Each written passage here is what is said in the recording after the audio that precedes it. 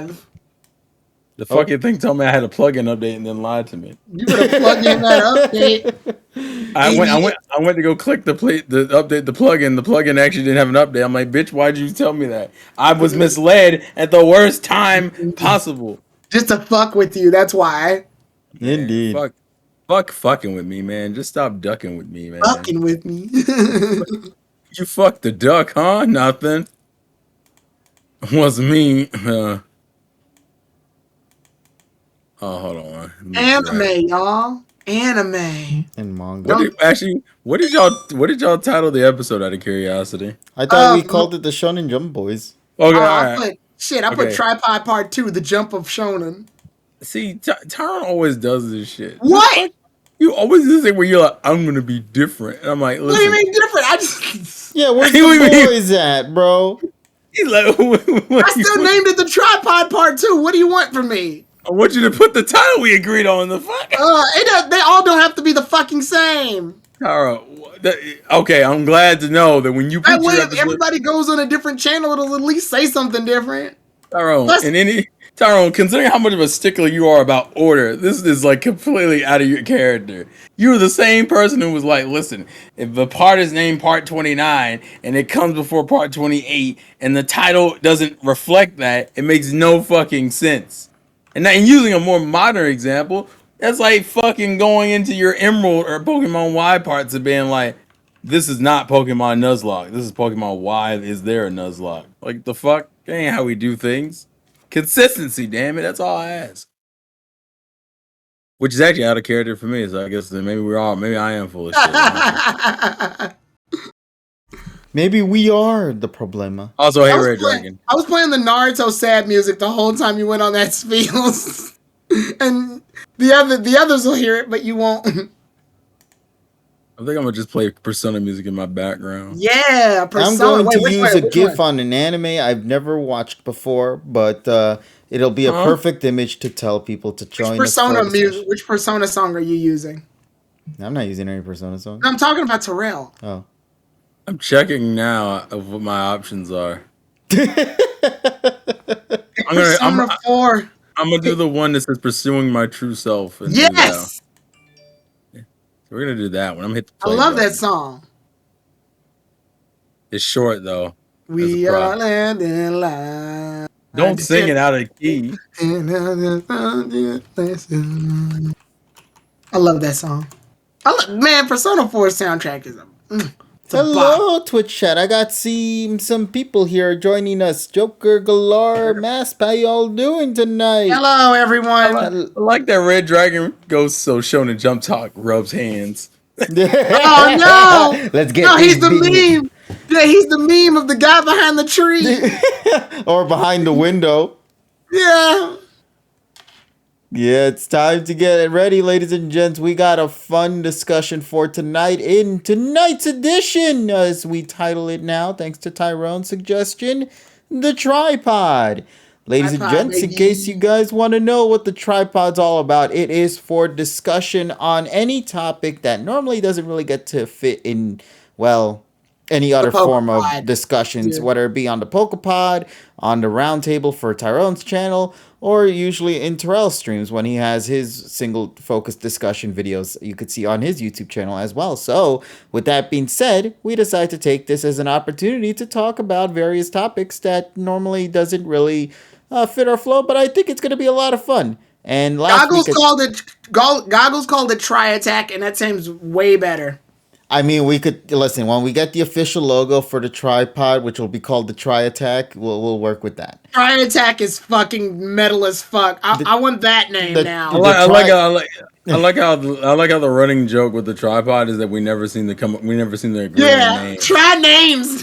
Also, by the way, it was fucking Tyrone's idea to even do the tripod in the first place. So it's like, bitch, please don't do this again. Actually, the name was what I thought of. The idea came from you guys saying, why don't we just talk?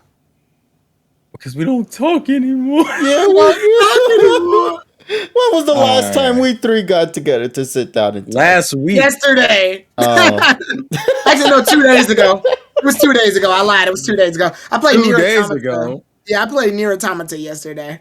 Which that game's really, I like the music in that game so fucking much. Glad to see you finally starting getting into the culture of near music. I thought you were gonna say you like the depression of it, but that's fine too, I guess. Listen, depression is also. It's not really so much depressing. It's intriguing. It's like really intriguing. He hasn't hit the depression arc yet. Oh yeah, obviously, it's not subtle. It's definitely sending some "we're gonna make you sad" vibes at some point. It's just a matter of getting there. But as of now, I like discovering the mystery. I like the mystery that's happening. Like, it's kind of obvious where it's going, but at the same time, I want to see how we get there. Understandable, sir. But it bubbles up some theories. All right, then. So, Terrell, since you were the one that has brought this discussion for us this week, would you like to let people know exactly what it is we got planned for tonight? So realistically, I know at least in my streams, you guys have a tendency of asking about my thoughts and statements about random Shonen Jump anime or popular Shonen Jump anime. And I was like, well, me, KG, and Tyrone, I know KG and Tyrone barely get to talk about it on public forums, partially either because they don't care to or because when you're PokeTubers, you can't do anything else. But that's besides the point. I'm essentially going to scroll down to what's currently running in Shonen Jump, and then a conversation will just free flow normally about that. Yeah. I'm going to just tell you right now, it's more likely going to center around a combination of One Piece, My Hero, Black Clover, and maybe Dragon Ball, because Tyrone's here, and that just tends to come up a lot with him. Yeah, but we also want to give some representation towards other currently ongoing manga series that might be niche or might be things that we already know about and talk about it here tonight. So you never know, we might pique interest for other peeps. Yeah, pretty much. Listen, my favorite thing has always been about trying to teach people to try and approach new various forms of content out there. That's why earlier this year, I was so happy that more and more people got introduced into the world of My Dress Up Darling, something I've been talking about for like a couple of years now since I've been reading the manga. So to see now people watching the anime and now going to watch or read the manga, and now let's go watch the manga. Yeah, I mean, yeah. But the point is, I always love doing that sort of stuff. So to be able to take this opportunity to talk about some manga or some shows that are currently airing right now and spread my words of whatever I have to say about it, whether it be good or bad, I like that idea. So I like how he avoided the word wisdom. My words of whatever. yeah, you know, it's not wisdoms. It's just me rambles. My words of rambles, bro. I ain't wise. What the hell? Oh my god.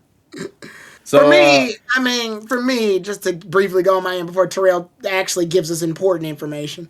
Obviously, I watch anime. I wouldn't say I'm a casual. I do still binge watch when I have the time, but streaming takes up a lot of time. So I go in and out, and I try to learn what I can about the animes that I like. And after going to the latest anime convention, and I'm going to another one next weekend, but I'm going to be working that one. I'm not going to just be at that one. I try my best to keep up with the culture around it. So I like discussions like these where we get to talk about these things because it allows me to learn about the other animes and shonen that I may be missing out on or don't know enough about or need to catch up on. And two, it also allows me to share my thoughts and see how they get taken beyond Terrell, KG, and then obviously the fans. So that's my whole take. We'll let an actual person who watches anime fucking talk now. And read the mangas. Read manga. Yeah, I would say I'm probably more of a manga reader nowadays than an anime watcher. I need to do that. Which app do you recommend I put on my phone? The Shonen Jump one. Yeah, because they release chapters sometimes for free or even have the full ones. What about the ones that aren't shonen? Then I have a website you can use, but there's sufferable websites. The advantage is if you're caught up to date to like a lot of the modern Shonen Jump manga, you don't really need to pay anything because you're caught up, and the new chapters are always free. Mm-hmm. But if you're going back and rereading older chapters to catch up, it's like, was it $1.99 a month or some shit? It was originally $99. I think. Can you briefly answer this while we're on that topic? Then Goggles asks, "What makes an anime shonen?" It's because of the magazine. Well, for one, it's a genre, and on top of that, the magazine is published in. Shonen Jump, like Shonen literally just means for young boys. Like it's just it's It's a series written and made for young boys. That's why Shonen Jump mainly has shonen in it. If your girl say she likes shonen, she fucking lying. I'm just kidding. I'm kidding. It says here, she's shonen transgender. manga, also And romanized as shonen or shonen, are Japanese comics mainly marketed and aimed at a young teen male readership. These graphic novels and comics are primarily for boys around the ages of 12 through 18. Shit. And guess what? We ain't in that. None of us fit that demographic anymore. Not teen boys anymore. But or that just means we're older men, but we have hearts of young boys. Indeed. Which is weird. So, but also, Lightning, you're welcome. He says, gotta thank KG for introducing me to this hentai, which I like. Yeah. So thanks. No problem. What? Buddy. Yeah, he said that in my chat too, actually. Mm-hmm. No problem, buddy. What I'm gonna do is go through current Shonen Jump and give a brief explanation of shows that people may or may not be familiar with. Most of these you're going to be, but some of these you may not. So let's roll through them. We're starting with the oldest and then going to the newest. So I guess technically the oldest currently airing Shonen Jump is One Piece.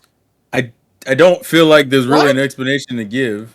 I think it's about a boy named Goku who's trying to become a duelist while traveling across the 7 seas or something while being a ninja shit. Well, I don't know. You've been playing Billy versus Snake Man. For those who get that reference, you get a cookie. Snake Man. But just to give a real quick synopsis. The main character is Monkey D. Luffy. He's searching for a treasure, the greatest treasure in the world.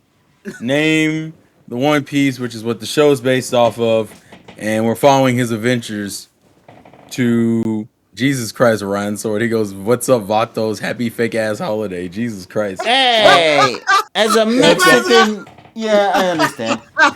Jesus Christ. Anyways, Luffy is trying to become the Pirate King, whatever the fuck that means, and the One Piece is the goal he has. The second longest running Shonen Jump series that we kind of we recognize but we forget about because, well, let's be real here, it doesn't show up that often nowadays. That's Hunter x Hunter, which is technically ongoing but also constantly in hiatus. Well, yeah, that's because fucking the guy who makes it made Yu Yu Hakusho and was hoping that would just sort of like flow through the rest of the time. And I'm gonna be real here. I can't really tell you the point of Hunter x Hunter because Hunter x Hunter's main point would have been going to find his father. But if you watch the anime, that's done and the manga's still going. So now I really don't know what the point of the anime is or the series is. Let's just say Hunter x Hunter is a series of events in a world that people live in. That's it. Okay. You just described a story. You described a story. Yeah, exactly. Targeted for teens through the ages of 12 to 18. One Piece came out in 1997. Hunter x Hunter came out in 1998. Also, Terrell, why did you deliberately skip Dragon Ball? Because I said currently running. Oh, currently. Oh, well, yeah. Super is kind of a weird position. Yeah, Super is not really in a manga form. Well, there's a manga of it, but it's not on Shonen Jump, is it? It's on the monthly, I think. Yeah, it's a monthly. Ah, okay. That's why I didn't count it completely. Gotcha, okay. The next series, that because we go from 1998 to 2014, that's how much of a gap there is between the next oldest show, which may surprise you. The third oldest show in Shonen Jump currently is My Hero Academia. Really? From 2014. What a gap! Jesus. What the fuck? 2014. My Hero Academia is a very simple premise. The main character loves heroes, but didn't have hero abilities. He gets hero abilities, and now he wants to become the #1 hero. I'm overly simplifying it, I know. The next oldest series is Black Clover in 2015. It's literally the same premise.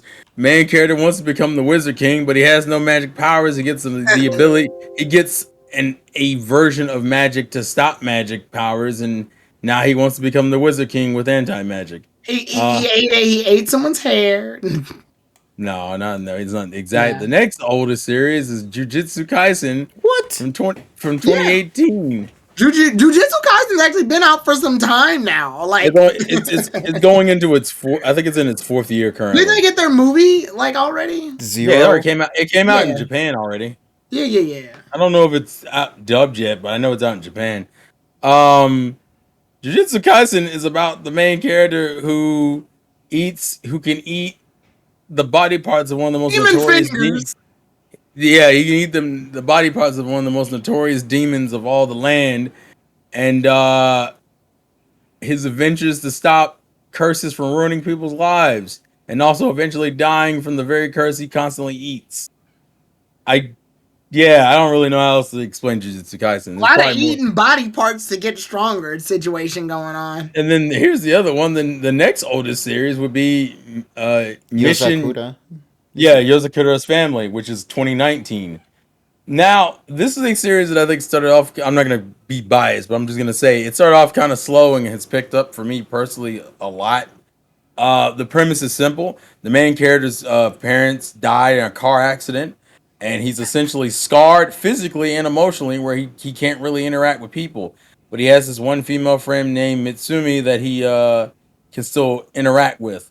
Long story short, her family is actually a family of spies. The entire family is spies, and in order to keep interacting with her, because their crazy older brother wants to kill him because he doesn't like anyone interacting with his sister, they have to get married. And so they get married, and now he's the guy with no family and no parents now has a new family and a wife. And You sure you didn't like accidentally name it Spy Family? Because I swear that sounds Spy Family. because the beginning of it is sounds an awful lot like it, without yeah. actually being it. And Bleach is no longer running. Bleach is not currently running. Yeah, Bleach isn't running. That's why I didn't bring it up. Isn't Boruto's ugly ass still running? I think it's in another version of Shonen Jump, though. Yeah, but it's also monthly. The next group would be the 2020 anime manga, which there's a bunch of them here. Some of these I read and some of these I didn't. Undead Unluck, from what I remember premise wise, is about a girl whose ability is literally that anyone who touches her it suffers extreme unluck the longer you touch her. So you can touch anybody. And she's trying to get rid of the ability, and there's one guy who's obsessed with her because he wants to die because he's immortal. So I didn't know I was in a manga. The whole premise is that he's trying to kill himself, and she's trying to get rid of the ability that presents a bunch of unluck to people. This is fucked. And it actually is way deeper than that, but I've only read. You just read the blurb. I read like early parts of the manga, and I didn't keep up with it. The next one is Mashal, Muscle, Magic and Muscles. What? Which is hilarious. It's literally take Black Clover's premise and just put way more comedy in it and less appealing art. I was gonna say, what was it like the Saitama meets the Harry Potter world? Yeah, it's literally. I always describe it as. I mean, I guess that would be more a mainstream way of describing it. Yeah, it's like One Punch Man. Wizard for fun. Actually, you know what? Just mix Black Clover's premise with One Punch Man's humor, and that's literally it. Yes. Yep. Yeah, that's literally it. Oh, by the way, Black Clover's had like a little bit of humor in and of itself. The only reason I know about this one is because I believe you, Terrell, were the one that brought it up in a previous discussion during Thursday before we streamed. Yeah. Did you hear about the news that came a while ago? Yeah, that it's in this final arc? Yeah. Yeah. I think a lot of mangas ongoing in Shonen Jump are in their final arcs, no? I only know of 3 of them currently. I think it's My Hero, Black Clover, which we already know about the situation, Mashal, Undead Unluck, and Yozakura haven't said anything, but they pretty much said that it could end at any moment. Good shows have endings. Bad shows go on forever. Yeah, that makes sense. I'm not up to date with Undead Unluck. Yozakura Family, I don't think is even close to its final arc. Blue Exorcist is still going? Yeah, it is. I didn't know that. It's a monthly series, and it took a break for like a year. Yeah, that's why. Like literally, like last year, it stopped at like summer last year and came back like a week ago. What the fuck? Okay. Yeah, and it's in its final, and it's also in its final. So I have a history of Blue Exorcist. I watched like the first half of it, and then when it ended, they said it ended. So what the fuck else did they want from me? Oh, did you ever watch the Kyoto arc? They animated that. No, I didn't know it existed yet until later, and I was like, "Oh, I thought that was the end." They told me it was the end. No. even did the credit thing, like in the end of an anime. I've kept up with the manga. The manga's been pretty good. It's just that gap happened, and I kind of forgot about it for a while. You know how like when an anime ends, instead of showing like the ending theme, they do the credits in the middle of the episode. Yeah. Yeah, they did that thing. So I thought it was over. Anyways, I guess we'll go down the rest of the list, which are all kind of from 2020 and forward. Me and Robako, which I believe is the Maid one I'm thinking of, essentially is a gag manga where the whole premise is that everybody in this current timeline has like these cute robot maids. And the main character gets this fat, ugly one, and hilarity ensues. Let's go. There's probably more to it, but that's all I know of. The only other body positivity. They put this one as ongoing, but I don't technically think it is, which is Burn the Witch, which is from the irregularly is what it says here. Yeah, they put it as irregularly, but I'm like, I think Burn the Witch is done. All you need to know is that Burn the Witch is a spinoff of Bleach in the most left field way. Oh yeah, I completely forgot about that series. Now this next one I heard is insanely funny. I just haven't read it.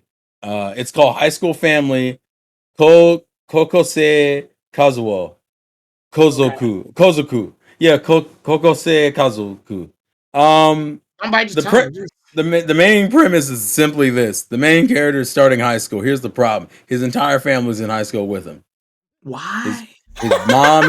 His mom, his dad, his sister, and I think even I think they have a dog that's also in school. I feel like they made a joke about this one time on Robot Chicken where they homeschooled the kid, but they wanted him to have all the high school experiences. So the dad became his bully, and then when the kid went to go eat dinner, they were like, "What's wrong, son? You having bully problems?"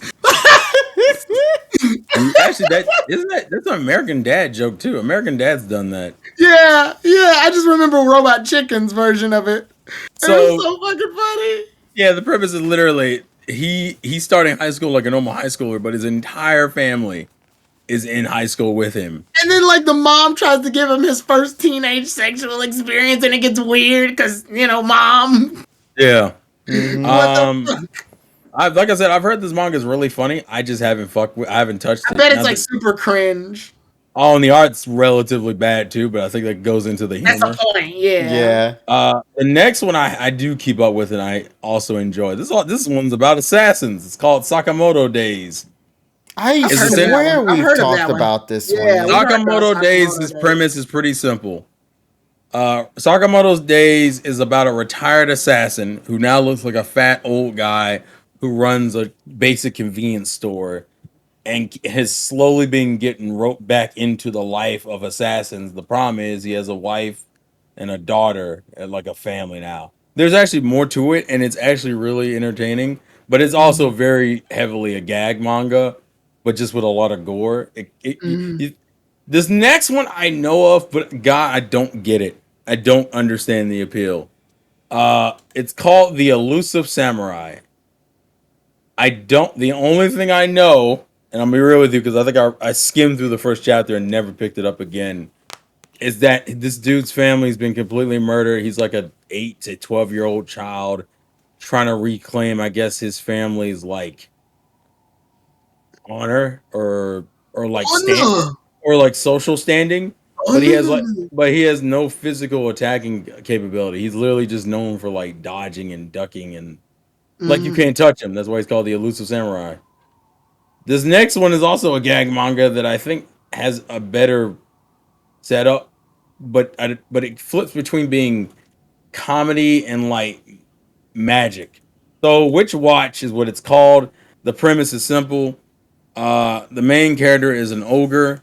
Well, he's from the ogre clan, trying to kind of survive in modern day Tokyo. But his best friend is a witch who went away when she was younger to train in being a witch, and she's come back, and now they're living together. All I know, I've kind of kept up with this one, so I know eventually you meet a vampire, a werewolf, a tengu. Hold on, let me just write this down for things I should read for later. It's all right, but it's very like slice of life. Okay, you got me in. All right, hold on a second. Yeah, KG's specialty is slice of life, and it's that whole what weird spell is she gonna use today, and how is it gonna fuck with people? Yeah, Okay, now KG's you whole really got me. yeah, KG's whole deal is like wholesome or like slice of life, nonsensical, absurd shit. Yeah. So the next No one will one, ever have a real fight in the animes that KG likes. They'll have comedic fights, like who gets the last slice of no, pizza. there are legit fights in it. I know, but KG's like forte is like the Also, only I've, the The only biggest one I fight could you'll say see is that would like, have a fight would probably be either Black Clover or Dragon Maid. yeah. Those are I the know only you two I like could think off that. the top of my head.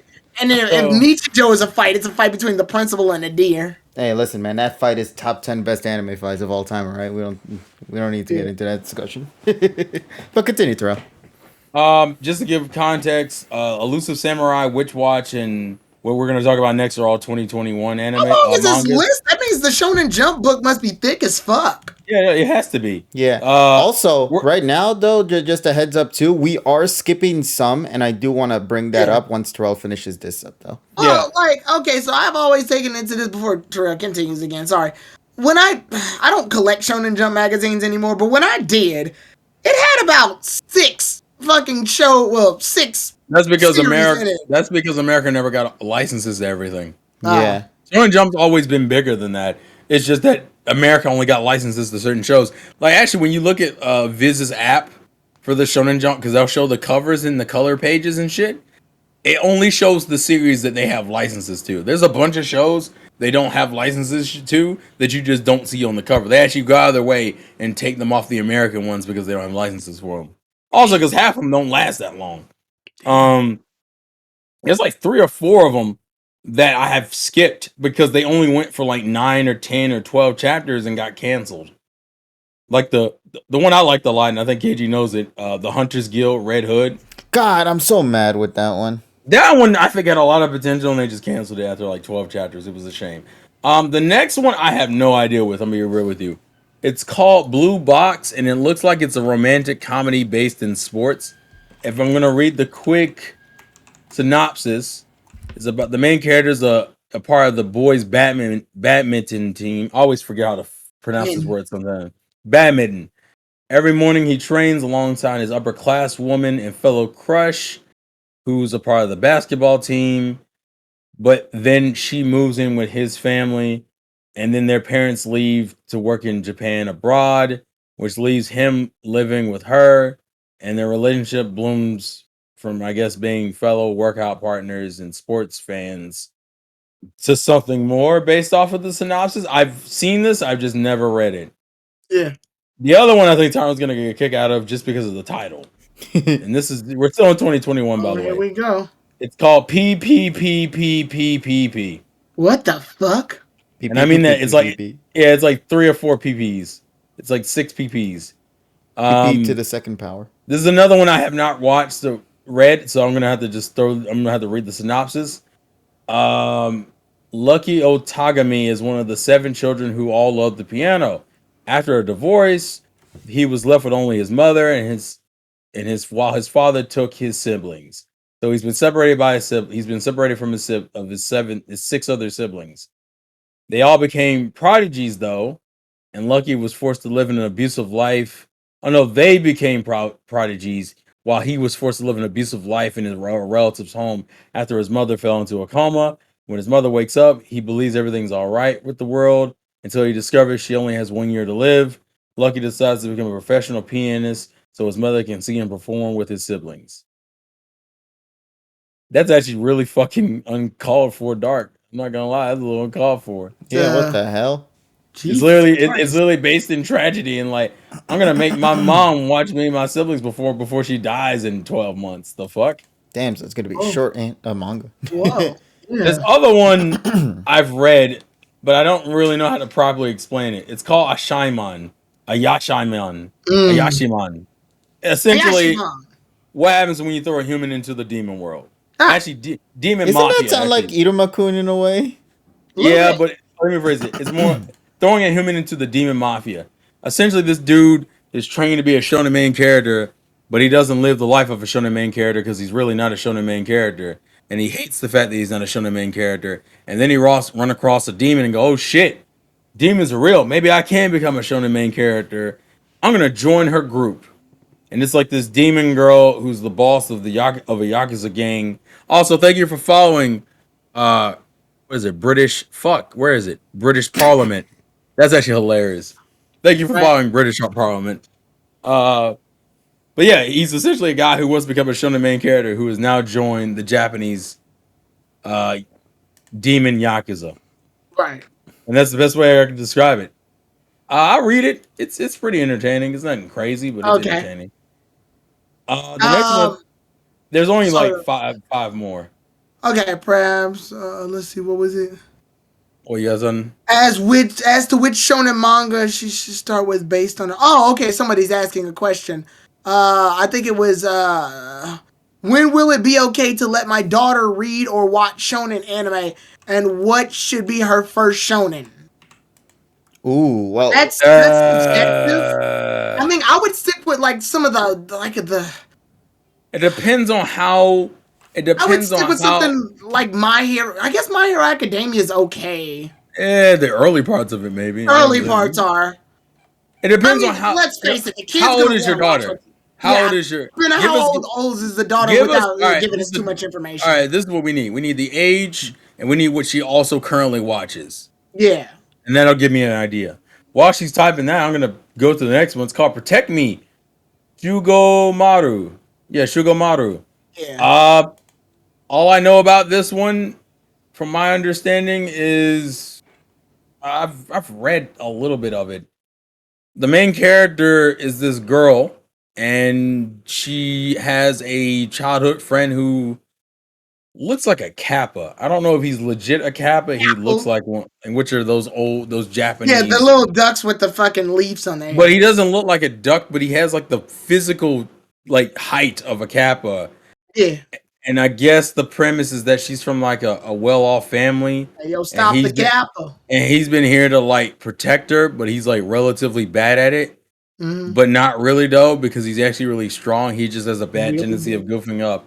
And I think it's meant to be just a comedy manga. Actually, yeah, that's literally what it is. Genre is comedy. Yeah. There's not much to say because I haven't read much of it.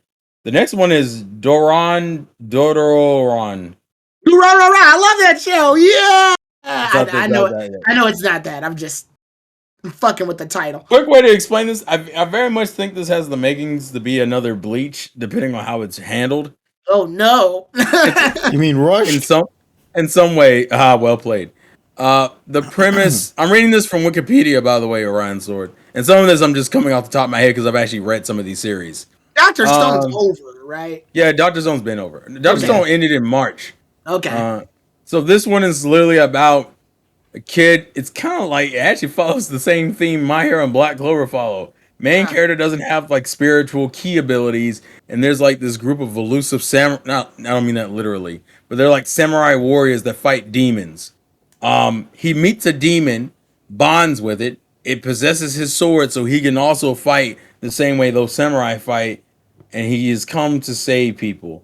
But once again, this is like 2021, so it's not that far into it. So there's not I a can lot see to it say. being a Bleach like S show. Also, Spinner's daughter is only 8 months old as of now, but obviously Spinner was thinking, what shows should they watch together? You got time when they get older. So yeah, you got time. If I had to pinpoint it, I would say like the early stages of My Hero Academia are pretty harmless. I But if you're guess. gonna either that or go for like comedy manga, like Or go for comedy and slice of life stuff. You can't go wrong with those. Which Those are actually works out usually because wholesome. Which works out because the next series we're talking about is called Akane Banashi. There's still more? How long is this fucking list? I only got like 2 or 3 more. Well, yeah. Of the currently like normal running shonen. Yeah, and I want to bring this up too when we. This whole part is just naming them. I know. Akane Banashi is the main character. Akane, her father was a Rakugo, which is essentially a one, what do you call it? A one man performance, something like that. Essentially, he's like acting out a scene, but he's playing all the characters. I don't know what you call that, like in America, but it's that. It's like being on a stage and acting out an entire scene as yourself. Essentially, she wants to follow in her father's footsteps and do the same thing That's the short version. The only other thing I can add is that I know he did it as back in the past, but he didn't get far, and she was still inspired by him, so she still followed in his footsteps, even though he's essentially given that dream up. Pretty much, she wants to take up the dream to kind of prove to him that like it's a dream worth having, and he's the reason why she tries so hard at the same thing. The last two is Earthchild, which I do read, which is pretty entertaining. The series literally sounds like the ending of a manga. The premise is that the guy gets with this girl who's like this super powered being. She's like this overly super powered being, and she's like one of the few chill got creatures like this, and it's called an Earth Child. The series begins with her saving the planet, but in the process, she essentially gets frozen in stone and stuck in suspended animation in space, while the man is left to take care of their newly born son. And as of now, the premise seems to be him trying to save her by using their son, who also has the same ability she does, but teaching him, raising him in a way that he can like use the powers and not kill everybody by Right. accident. And the last one is called Super Also, Smartphone. thanks for the 13 viewers. The last one's called Super Smartphone, which I have never heard before. So I'm actually going to look this one up because it doesn't have. It sounds kind of obvious what that's about. I Sounds don't like know. an isekai. Yeah. Look, if I Google it, it just comes up with a. Wasn't it one of the mangas or anime where it's like, that time I was reincarnated in the world with a smartphone or some shit? Yes. Yeah. Yeah. Let's see if I can find it. Shit. I Where's he tried gonna looking charge for his it, phone? Terrell. I could not find it anywhere. I just need a picture of it. It would help me a little bit. Where's he gonna charge his phone? You mean Legends Arceus? Yeah, exactly. To be fair, this just came out this year. Yeah, so we probably won't know much of it now. Oh, I see it. Here we go. Okay, so new series, Super Smartphone by Hiroki Tomisawa and Kentaro Hidano starts on Sunday. Oh. A high schooler finds a phone that can search for anything on Earth and uses it to solve difficult crime cases. Okay, so there's no case then. If he Actually, it comes out this week. It starts this week. Oh, That would explain. that would explain why we couldn't it feels find like it. he could just win the whole. But it doesn't. There's no challenge. Yeah, that one's like so brand new. It's basically the Riddler versus Batman, but Batman has a smartphone, Batman has so a the riddle it is smartphone, Batman. exactly. And that is all the currently airing shows. Jesus fucking Christ. Well, Or currently running manga. Now, here's where I want to bring this up, because I'm going to be real with you, Terrell. After some of the ones you've been bringing up here, I realized how little I read from Shonen Jump. Me too, shit. But that's only because I realized that the ones I do read that are from Shonen Jump aren't from this version of Shonen Jump. Most of the stuff that I read come from Shonen Jump Plus, which I believe is the online app, correct? That has all of the stuff and whatnot. But it also has things like Shonen Sunday and I forget the other ones. But yeah, there are multiple Shonen Jumps. Yeah, and there are multiple series in Shonen Jump Plus that I do read. Alternative jumps. That I wanted to at least share my 2 cents on, because I really want to let people know some of the ones I read. And it's curious. You got me interested in some of the ones you did bring up here with Witch Watch. I want to definitely take a look at that one. And Yozakura Family was pretty good too. I've enjoyed that. Yeah, I want to see the High School Family one as well, just out of curiosity. That one it seems like that one I need that needs to be animated for me to like really invest in. Really? It was a comedy. Comedy tends to work better animated. Yeah, I mean that's why Nichijou sells, bro. If done right, the mangas can do some cool, unique jokes too. Like I remember, they can. I remember in Dragon Ball, there's a joke where Trunks and Goten are practicing the fusion.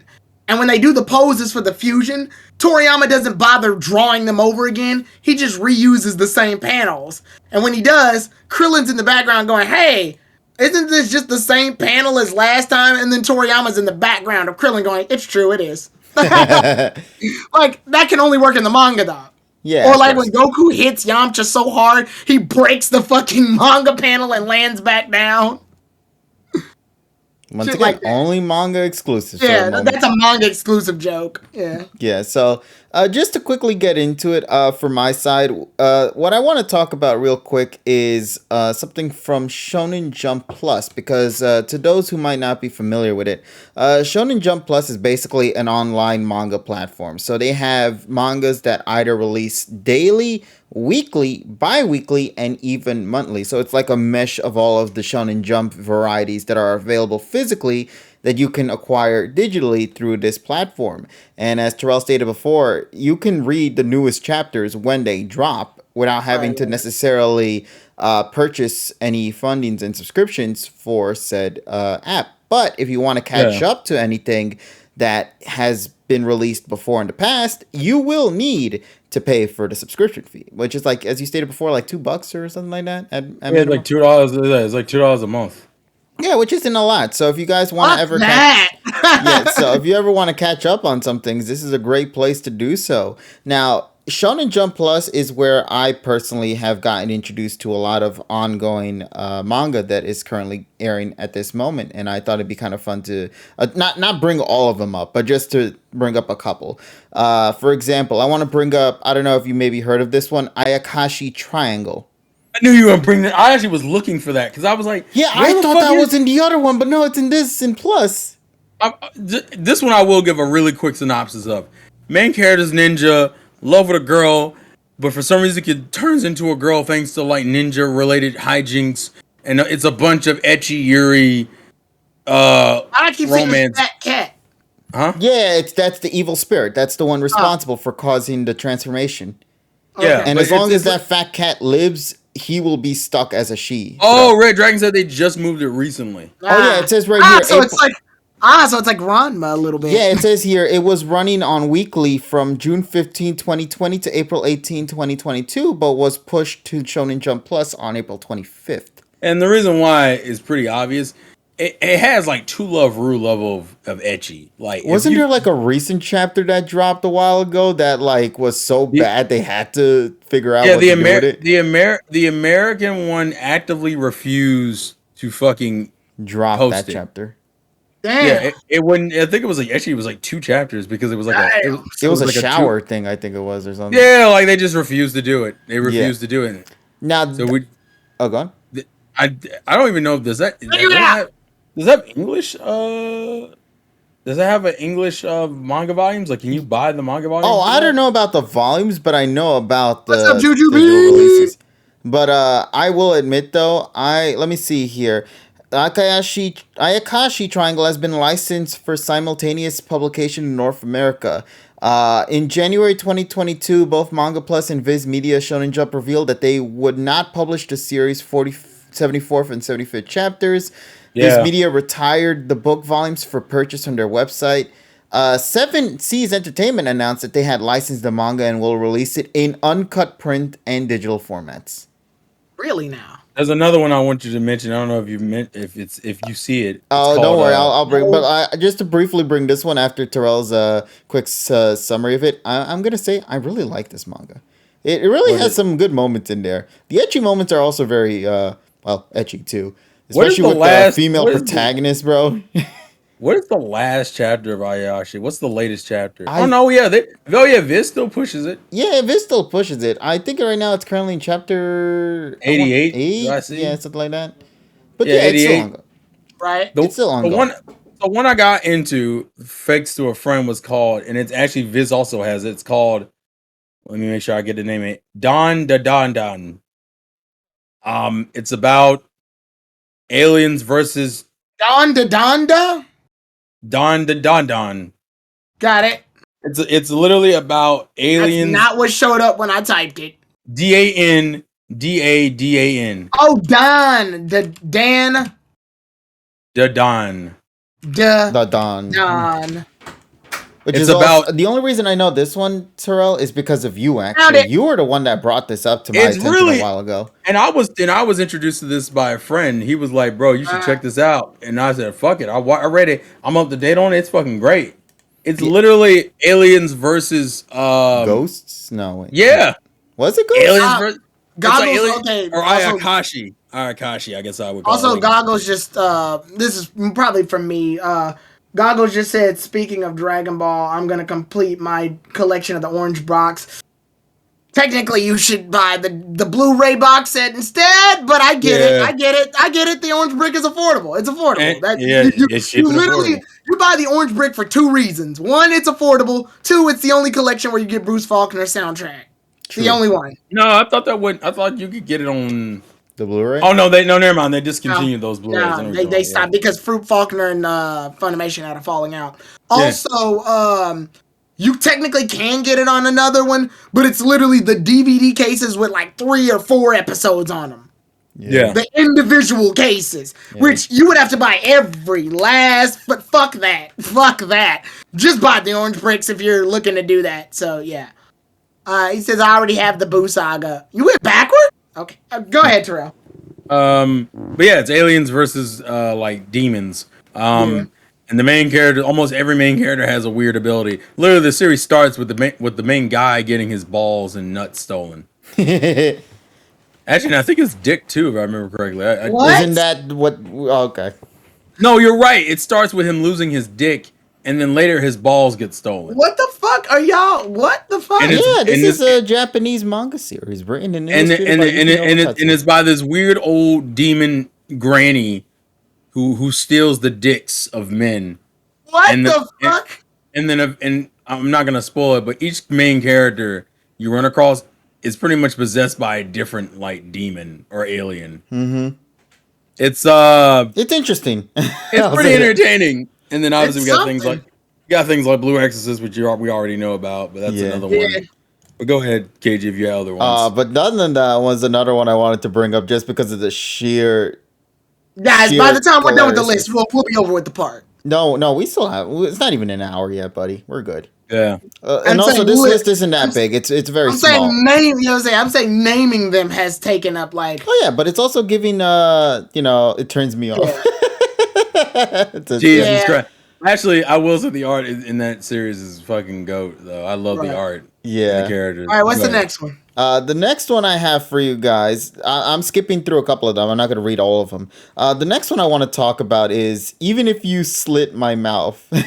Have you read that one by any chance? I don't know that one at all. I'm going to read all these goddamn things. I mean, it's faster to read than it is to watch. Yeah, it's like a comedy slice of life with supernatural shit. It's to quickly read the summary. The Kuchisake Onna Miroku-san is the bride to be of high schooler Koichi Sano to regain her powers. And for some reason, Koichi is totally on board with the engagement. The exciting life of the Kuchisake Onna and the mercy of her high schooler fiance starts now. And if you see the artwork, it does look really nice. So it is. Also, Red Dragon brought up Twin Star. Twin Star Exorcist was that show. It got an anime. It the one with the goated anime openings? Yeah, it actually has an anime, and the manga's still going. I just didn't. I didn't like the anime. I'm sorry. I didn't care for either. The openings are bangers. I don't care for either. Right. Personally, the manga I gotta show you one of the openings. One of the openings is a fucking banger for me. No, not the openings. I mean, like the series in general. Oh yeah. The girl in the black right now reminds me of a black gothic version of C2 from Code Geass. In fact, the art looks like Code Geass a little bit. Maybe it is by the artist. You don't know. I don't know. We haven't looked up the artist. I feel like there's some differences. I'm just saying like the weird highlighted colors and everything weirdly remind me of Code Geass. All right, but let me continue then. The next one that I want to talk about is Excuse Me, Dentist, It's Touching Me.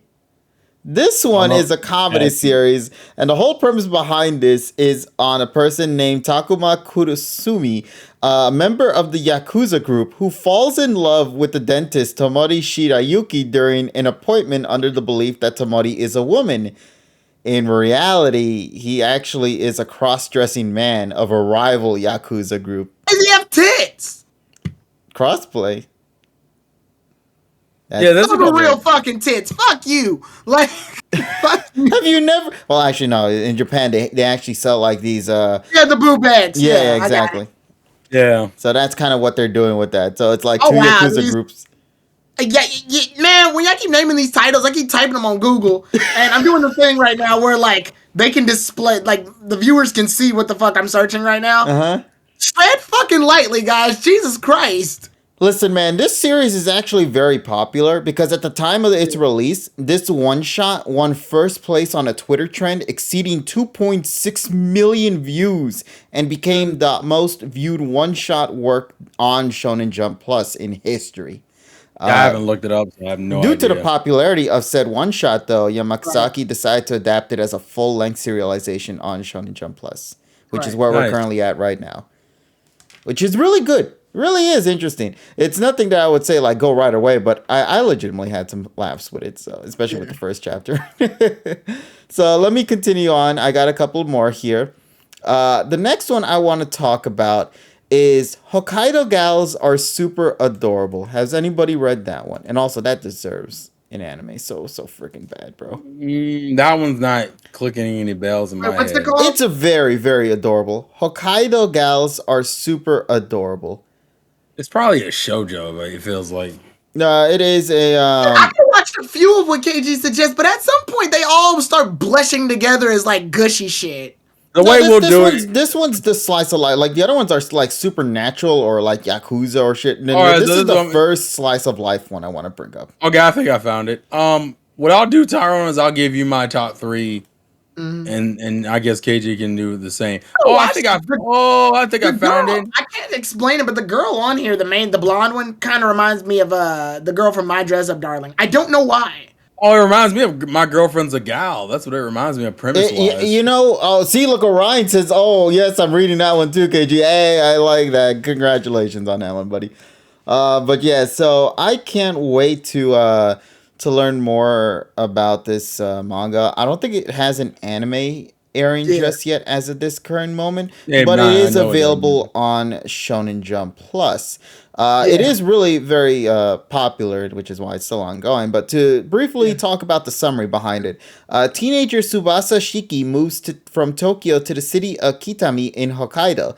On arrival, he meets his classmate and native gal Minami Fuyuki, who takes a liking to the city boy and takes him under her wing. Finding her unlike any other girl he has met before, Tsubasa finds himself drawn to this Hokkaido gal. I'm gonna say right now, I love these characters. I love the premise. It's so cute. The mother of Fuyuki is also a gal. I'm gonna say that right now. So if you love that, yeah, she's just as great too in terms of design. Like the artist does a really good job with some of the characters here that they have in this show, and I really do have some good laughs and some good tearful moments with this one. There's a chapter, I'm not gonna really go into the specifics, but it focuses on like chocolate, and it gets really tearful when you get to the results of what goes down with that one. And I really like the series as a whole. Honestly, this one's my spoilers, top 3 currently ongoing series out there. So I'll give that a heads up on that one. But yeah, I will definitely love to let people give this an opportunity to watch. So Orion, I'm glad that at least somebody there knows. So thank you for that, buddy. Moving on from this one, to finish off with the last 3. Obviously, one that's currently ongoing right now in the anime world, Spy Family. That's also part of the Shonen Jump series. Yeah, I don't think there's any point in saying too much about that. Yeah, we don't need to say everybody knows what the hell Spy Family is right now. Just go watch the first episode. Or say anime. Yeah, go watch the first 6 episodes according to Tyrone. So yeah. Read the manga. Yeah. Okay. Next 2. Quickly go to it. I believe it's called It's Time for Interrogation Princess, but I think in like the other version they call it It's Time for Torture Princess.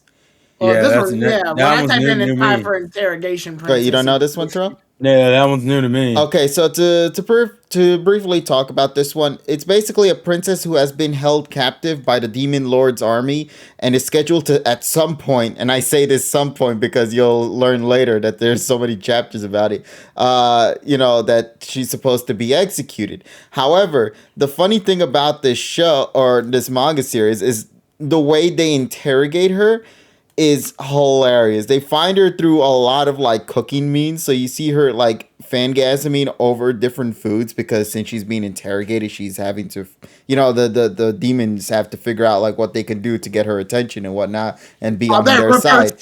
So they interrogate through the form of food, interactions, and all that shit. But honestly, I really like it. I think I've actually seen part of this. Because the demons looks familiar. Yeah, there's even a chapter I think that focuses on like cup noodles without actually being cup noodles, or it's called like cup mina or something like that.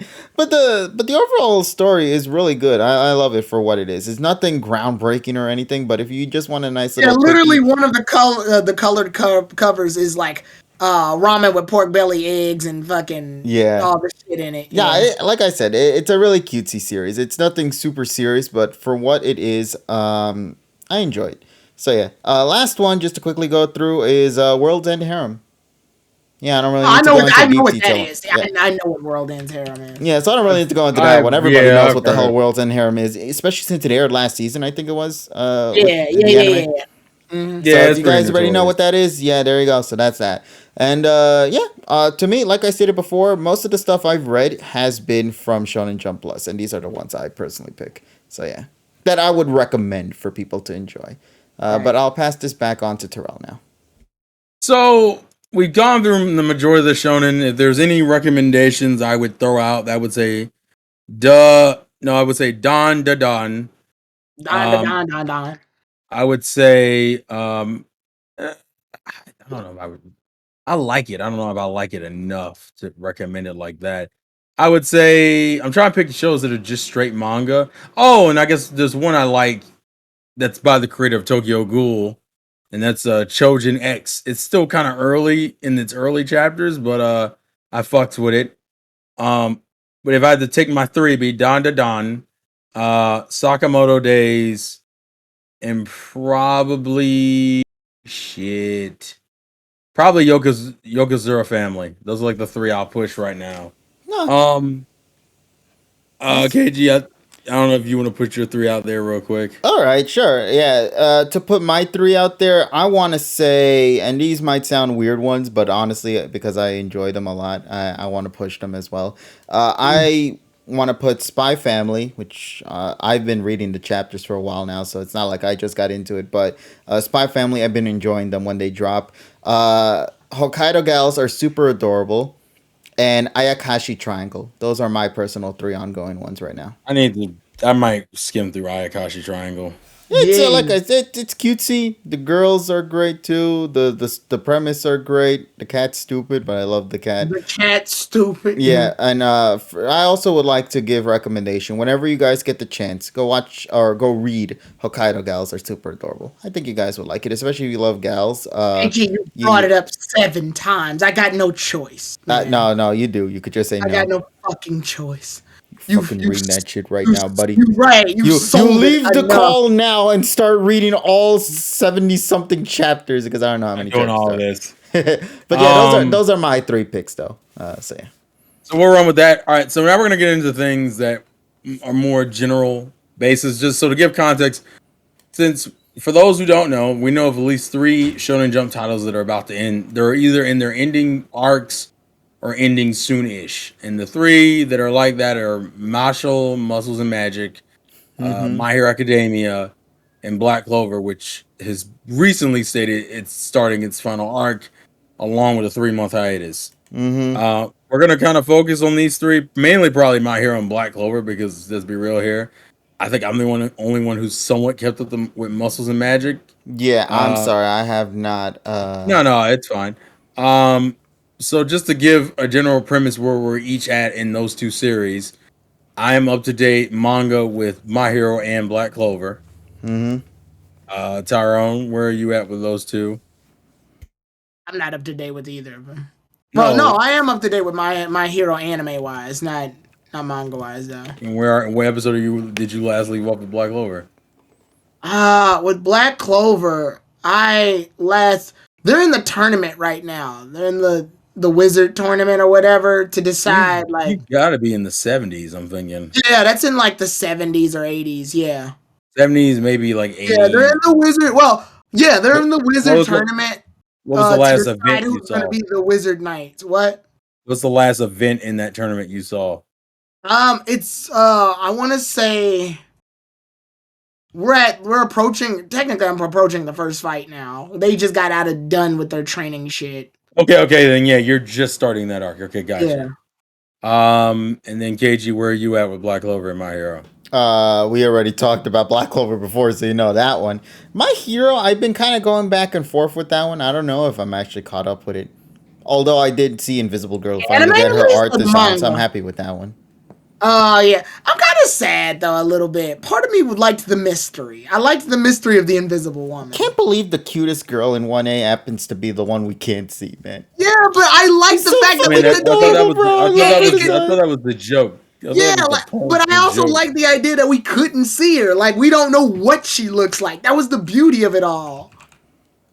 No, they actually had her in a chapter, I recall. Yeah, I just like my mind to wander and like figure it out. I also wonder what happened to her eye, because they hide the eye. To give you the placement, at least for My Hero and Black Clover situations, My Hero is supposedly currently in its final arc, whereas Black Clover is about to start it. But it won't probably start until like July or some shit for them.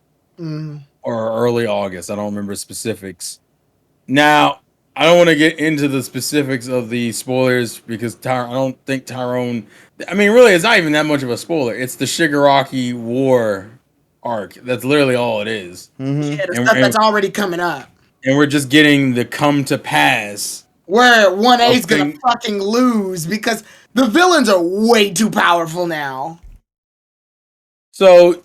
Tyrone hasn't seen the upcoming war arc, which will be season 6. Yes. But Tyrone's only behind, I would say, a relatively small amount, all things considered. The only arcs you're really missing is the Deku's anti-hero arc, the war arc, which would be in season 6, and the final arc, which is what we're in currently. It's only like 3 arcs with a lot of small shit going on.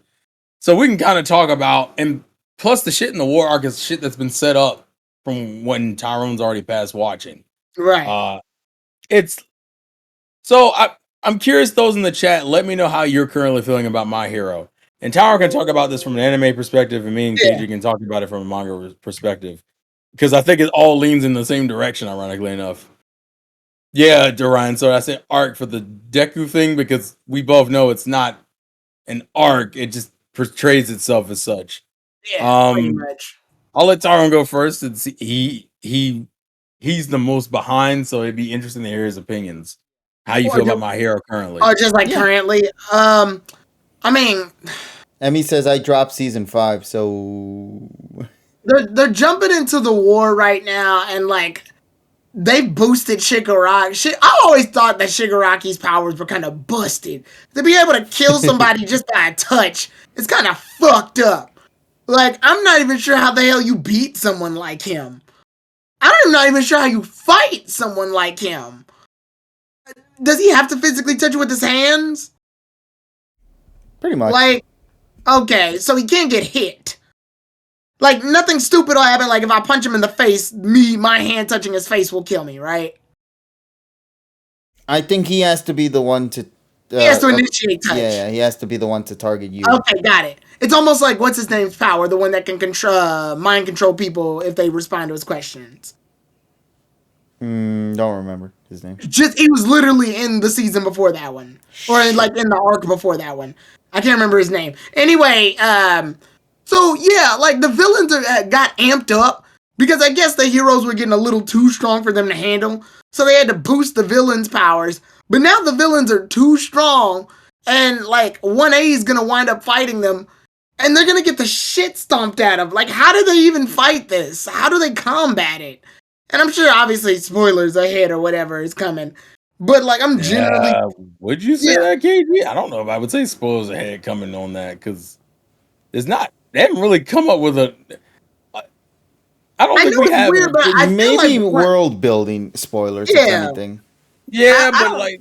I've always felt like 1A, like... They practice, they've gotten stronger, and they've trained, but I still don't feel like they're properly prepared to fight the villains of this show for real. Not So, really. I feel like this almost feels a little rushed, if you ask me. well, Actually, I want to bring up something real quick. So, this will kind of be a bit of spoilers. Terrell, you might know what I could be I don't give a talking shit about. about spoilers, by the way. So No, I'm also giving a heads up for the viewers too. yeah, So, yeah, yeah. Terrell, you might know about a recent whole like chapter that came a while ago regarding somebody who could be a bad guy within the group or something like that. Oh, a traitor. Yeah, which was okay, teased so about in earlier episodes of My oh, you Hero mean like season 2 or some 2. I think shit? yeah. They bring it up, yeah. They bring Fun it up. fact: there's a reason why it was introduced so early on in season 2. Why? Because apparently the revelation was supposed to happen during the camp arc, I think it was. And I think it was like due to negative criticism that the fans were having in Japan regarding how the arc was going, they had to rush it. And therefore, to go back to the main characters and all that, he had to completely scrap that idea and save it till now. I don't know if you guys knew about that. No, I did not. I didn't. Because people had a negative reaction to the villains. They sped up the camp arc. Let me see if I can find it real quick. Let's see. Here it is. Up until the summer training camp, the series had a pretty steady amount of popularity. But the moment I hinted that there were villains coming, crash, the popularity suddenly dropped. Sorry for talking about this, but I guess people didn't want them there. I had already planned the storyline, and I couldn't just have the villains leave without doing anything. I decided to cut short some of the things I was planning to do during the summer training camp and hurried to the next battle. Huh. This is interesting. I mean, like, So I say this is interesting because I know sometimes writers do react to their fans, but I didn't know it was to this direct of a degree. Like, even people say that Toriyama did that with Dragon Ball, which that was debunked. He didn't make Gohan not the main character because of, like, fan backlash. He made Gohan the main character because Toriyama gets bored and then fucking scatters his brain all over the place. To be fair, I also heard things about Kubo and the reason why the last arc is rushed. It was more on his editor than it was on Jay Legends? Yeah, the editor was pushing him to get that story out of the way right now. And he kind of fucked that arc up because of it. That's why the arc ends so haphazardly. Right. But going back to the traitor thing, because we can go ahead and mention it. Yeah. The traitor thing also seems kind of weird considering what that character ends up doing in that arc. So I'm like, how was that supposed to work? Maybe it was written differently, therefore that's so for those who don't want to know the traitor situation, you're probably gonna have to skip something, and I'm gonna like give you a signal with my hands on my stream when we're done talking about the traitor. But we kind of have to address it. Also, if you've watched the anime up to where Tyrone is, or you're in the manga, you already know who it is. It kind of falls into the Dabi situation, which is also which ironically enough is also technically still considered a spoiler because it's not officially known in the anime yet. Yeah. Yeah. So if you don't want to know, I would dip out now. Count it down, buddy. 10, 9, 8, 7, 6, 5, 4, 3, 2, 1. Oyama is the traitor, but the way they do it in the chapter is so fucking stupid. They do that juke thing where they go, "Oh, is it Invisible Girl who's the traitor?" Because All for One's having a monologue about how even if he loses some villains, he can always get more, and then the camera immediately shifts to Invisible Girl, and then the next chapter, oh no, it's Oyama. What the fuck? Which is but literally no context. Like, what the hell was that whole thing? It foreshadowed like it was gonna be her, and Jen just it's like he made a last minute decision. It's like, fuck, I like her character. Yeah, it's literally a misdirection. That's the whole. Fucked up too, though. Damn. It's literally just misdirection to build hype for a chapter, because that's all it does. The end of the chapter shows Invisible Girl, and then the next chapter immediately reveals who it is. Once again, I said this is also the same problem with Dabi. Most people who watch the anime would come to this realization: Dabi and Todoroki are related, and he's Endeavor's lost son. If you're up to date with anime, it really hints at that because the motherfucker has fire powers and he has burn marks, for God's sakes. But as Tyrone will find out officially in the anime later on in season 6, they're gonna reveal it and act like it's a crazy fucking revelation. Uh-oh. But the thing about the traitor thing that confuses me, if you know Oyama's the traitor now, going back and watching the camp arc, he ends You up don't get being that clue. he ends up being beneficial during that arc. It's in a very minor way, but it is like official. Like he does do something. I think he shoots I forget the teleporter's name. Shoots him in the face, so he drops the beads. That's how they say Tokiyami. They just Yeah. couldn't save Bakugo in time. Yeah. But like knowing him being the traitor means almost nothing because there's really nothing that really happens. What they do is that when they reveal it in the manga, they give you all these things that he's the one who told the villains that they were at camp. Like it was all this small shit. Then the grand scheme of things didn't matter too fucking much. Yeah, because they had to rush that shit anyway. It feels like the writer didn't want to make Aoyama a villain. I think he just, like, to build suspense, he had somebody from 1A had to be a traitor. No, I'm pretty confident he had the whole thing down, but I don't know. because Aoyama just doesn't, like, I don't even think about him as a traitor. The only part of the manga that kind of alludes to it is during that license exam arc. Remember when he gets that chapter with Ida, where he like low key sacrifices himself so Ida can go get points, and he always alludes he was never like alludes to his like low key depression. It's only like a moment he gets, but it does allude to why he would end up doing the thing he does. Essentially, he's Deku. He's like Deku. He's brought that up before. And All For One offered him a quirk. He didn't have a quirk. That's why Oyama says how him and Deku are similar, because they have both ill-fitted quirks, which makes sense because both of their quirks were given to them. And I get it. Oyama is one of the only few guys other than like Kaminari that has a quirk that on him that has a nasty backfire on the on the user. But the premise is that technically the other ones do. They just found a way to control it so well because they had it at young ages. Yeah, they had it since birth, so it made sense. Yeah. So it's alluded to, but it's also a plot point no one really gave a fuck about. Like, people kept bringing it up casually, and you would have to remind yourself, oh, that's right, there's a traitor plot thread that I don't give a fuck about. And people in the chat are talking about Dabi, so I guess we'll fucking talk about it. Dabi's Todoroki's brother, who surprises no one. This is the worst, and I mean it, the worst kept secret in the manga. I hate this reveal, and I don't know how you feel about it. People learned about this shit during the arc he showed up. Yeah, the arc he's introduced, it's very obvious. They don't hide it. It's not fun. He literally shows up, targets Todoroki specifically. And he has fire powers. Yeah, that shit was hand gift wrapped it to us.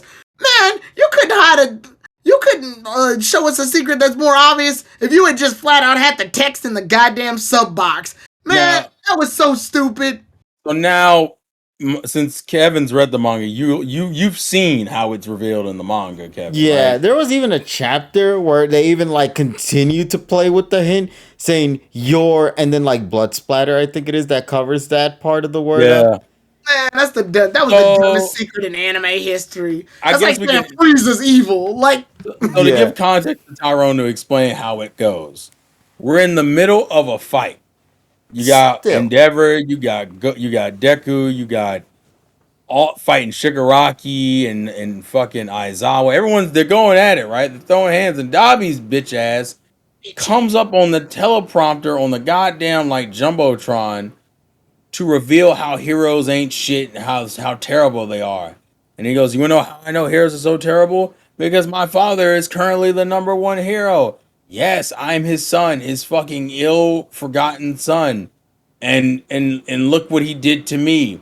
He also then throws in, this is also a spoiler for that war. So for those who don't want to know, and I mean this because this is really a bigger spoiler in regards a hero and a villain specifically. You probably know what I'm talking about, KG. Yes, I know. But I'll let you take care of that. So if you're out, you're out. All right, so Hawks kills Twice. Twice is dead in the manga. He's dead. Hawks kills him, and what Dabi does is, along with this reveal that he's Endeavor's son and how bad of a father Endeavor is, he also goes, the rest of these heroes aren't great either. Look at your number 2 hero, Hawks. He killed twice. Now, they do, Dobby's in the room when this happens, and Dobby somewhat instigates it in a weird way. He kind of fucked with the footage to make it seem like Hawks just straight out did it in some cold blood shit. And granted, he did, but Dobby also didn't help twice at all either. That was the other problem. Like, Dobby in this arc does that shit where he's like, I don't really give a fuck about anything Shigaraki's for. I just want revenge on my bitch ass father. Yeah. And so they do this thing where they're like, yeah, look at this terrible hero society. My dad's an evil dick. He's the number 1 hero. The number 2 hero killed a villain in cold blood instead of trying to help him. Is this the society you're fighting so hard to protect? It's meant to demoralize the public. Yeah. And then they even bring up the and you've already seen this in the anime. And Hawks also killed Blue Genist. He killed him. That's why. Which, I don't know if you remember that, Tyrone, but there's a scene where Hawks is in the villain area and he has that bag, and they show you what's in the bag, and it's Blue Genist in the bag. My God. It's like, oh my God, he also killed Blue Genist, only for him to be immediately proven wrong with Blue Genist showing up. And then they do the chapter explaining how that happened, which immediately undercuts his statement. The other 2 things are true technically; the core of them are true. But just the Hawks edited. Thing, the twice thing is edited, and there's no like, and the Dobby being his son thing is the only. Yeah, that's just pointing it out. Even though obviously, like, Endeavor's whole deal has been trying to become better since. Yeah, like one hit. So like, and this kind of gets into my overarching issue. Who are the most popular villains in your guys' opinion for My Hero? Shigaraki. Yeah. I see people rocking Shigaraki t-shirts. I see people when I went to con, people were cosplaying Shigaraki. He's mentioned a lot. I think it's because most people, I guess, are in that phase where they kind of relate to him, I guess, is the idea. Well, I guess Deku, because, I mean, straight up, the story tells you he's going to become the greatest hero of all time. So, I mean... I was like, okay, I'll be real with y'all. I didn't expect either of you to say Shigaraki. I thought you were going to say... I see a lot of Shigaraki love, at least here, right? I thought you were going to say Twice or Toga. That's what I thought you were going to say. Okay, now Toga, I saw tons of Toga cosplayers, and people like Toga because of her whole crazy girl shit. So, for most people, I see a lot of Toga shit. Since My Villain Academia has been animated, you now know the backstory, a little bit more expanded backstory on some of the characters, or you've seen their character moments. Twice at that point in time in the manga, I say was one of the most popular villains at the time. Yes. Yeah. And then they killed him. and then the Twice reminds me a lot of Toby from Naruto. Actually, I think that's his vibe very much. I would agree. It's that. Yeah. Yeah. But if let's talk Shigaraki. My problem with Shigaraki is that Shigaraki's I don't understand what Shigaraki's point is. I understood it in the beginning that he was meant to be a parallel to Deku. He was a growing villain, like Deku was a growing hero. In the early era, that's what they were supposed to be. Every time Deku got stronger, Shigaraki got stronger. Mm-hmm. So I understood it. And then we hit his fucking backstory. And I guess I should need to ask this. How do y'all feel about Shigaraki's backstory? I mean, it's sad. Kevin? Let me try to remember again off the top of my head. I think the problem with Shigaraki to me, unfortunately, is something he can't control. Yeah, he grows up touching, right? And then it just slowly, bit by bit, kills. Like, I mean, on the outside realm of it. Sorry, KJ, I'll let you continue after this. Shigaraki's backstory is sad. But I think I've been exposed to so many sad anime backstories now that Shigaraki seems like mid sad compared to others. Like, I've seen villains with a lot more justifiable reasons for why they do shit now. Y'all like KG Gar. Yeah, so if I remember correctly, the whole premise was that he was growing up just fine, actually. There was nothing really going on with him. I think his family had issues or something like that. But his dad doesn't like heroes, and he wanted to be a hero. Yeah, pretty much. And things go crazy from there, where he begins to try to, or just interact, and then he doesn't realize his powers have that ability to kill. Yeah. And he begins killing He things. kills his dog. He kills his sister. Bro, the dog hit me the hardest, bro. That oh yeah, the dog was the worst one. Wrong enough. Orion Sword said, "I feel bad for Shigaraki's dog." Yeah, the dog. No, so I'm gonna tell you my problem with Shigaraki. So I don't think Shigaraki is a good villain, and I don't think that backstory did anything for. If anything, I think it degraded his character. Wow. It made sense. So here's my problem with Shigaraki. Shigaraki's whole premise is that he keeps talking about remember he used to make a bunch of game references and how this was all like a video game. Yeah. And how he was like the final boss and shit. The idea is that the way I always looked at it is that Shigaraki wasn't taking being a villain serious enough. And his reasoning and he didn't really have a solid reasoning for doing the thing he did. It just sounded because he didn't remember his past. I was like, well, you're just a dick for the sake of being a dick. And so the backstory was meant to flesh him out, right? So you get the whole the dad doesn't trust heroes thing, but that's because his mother was a hero because his mother, Shigaraki's grandmother, Shimura, who was the woman who was the previous All for One, One for All successor to All Might, had to lead the family so she wouldn't cause any harm to the family, and the son took that harder than he should have, and kind of resented her for it, which honestly made his dad way more interesting of a character because of it.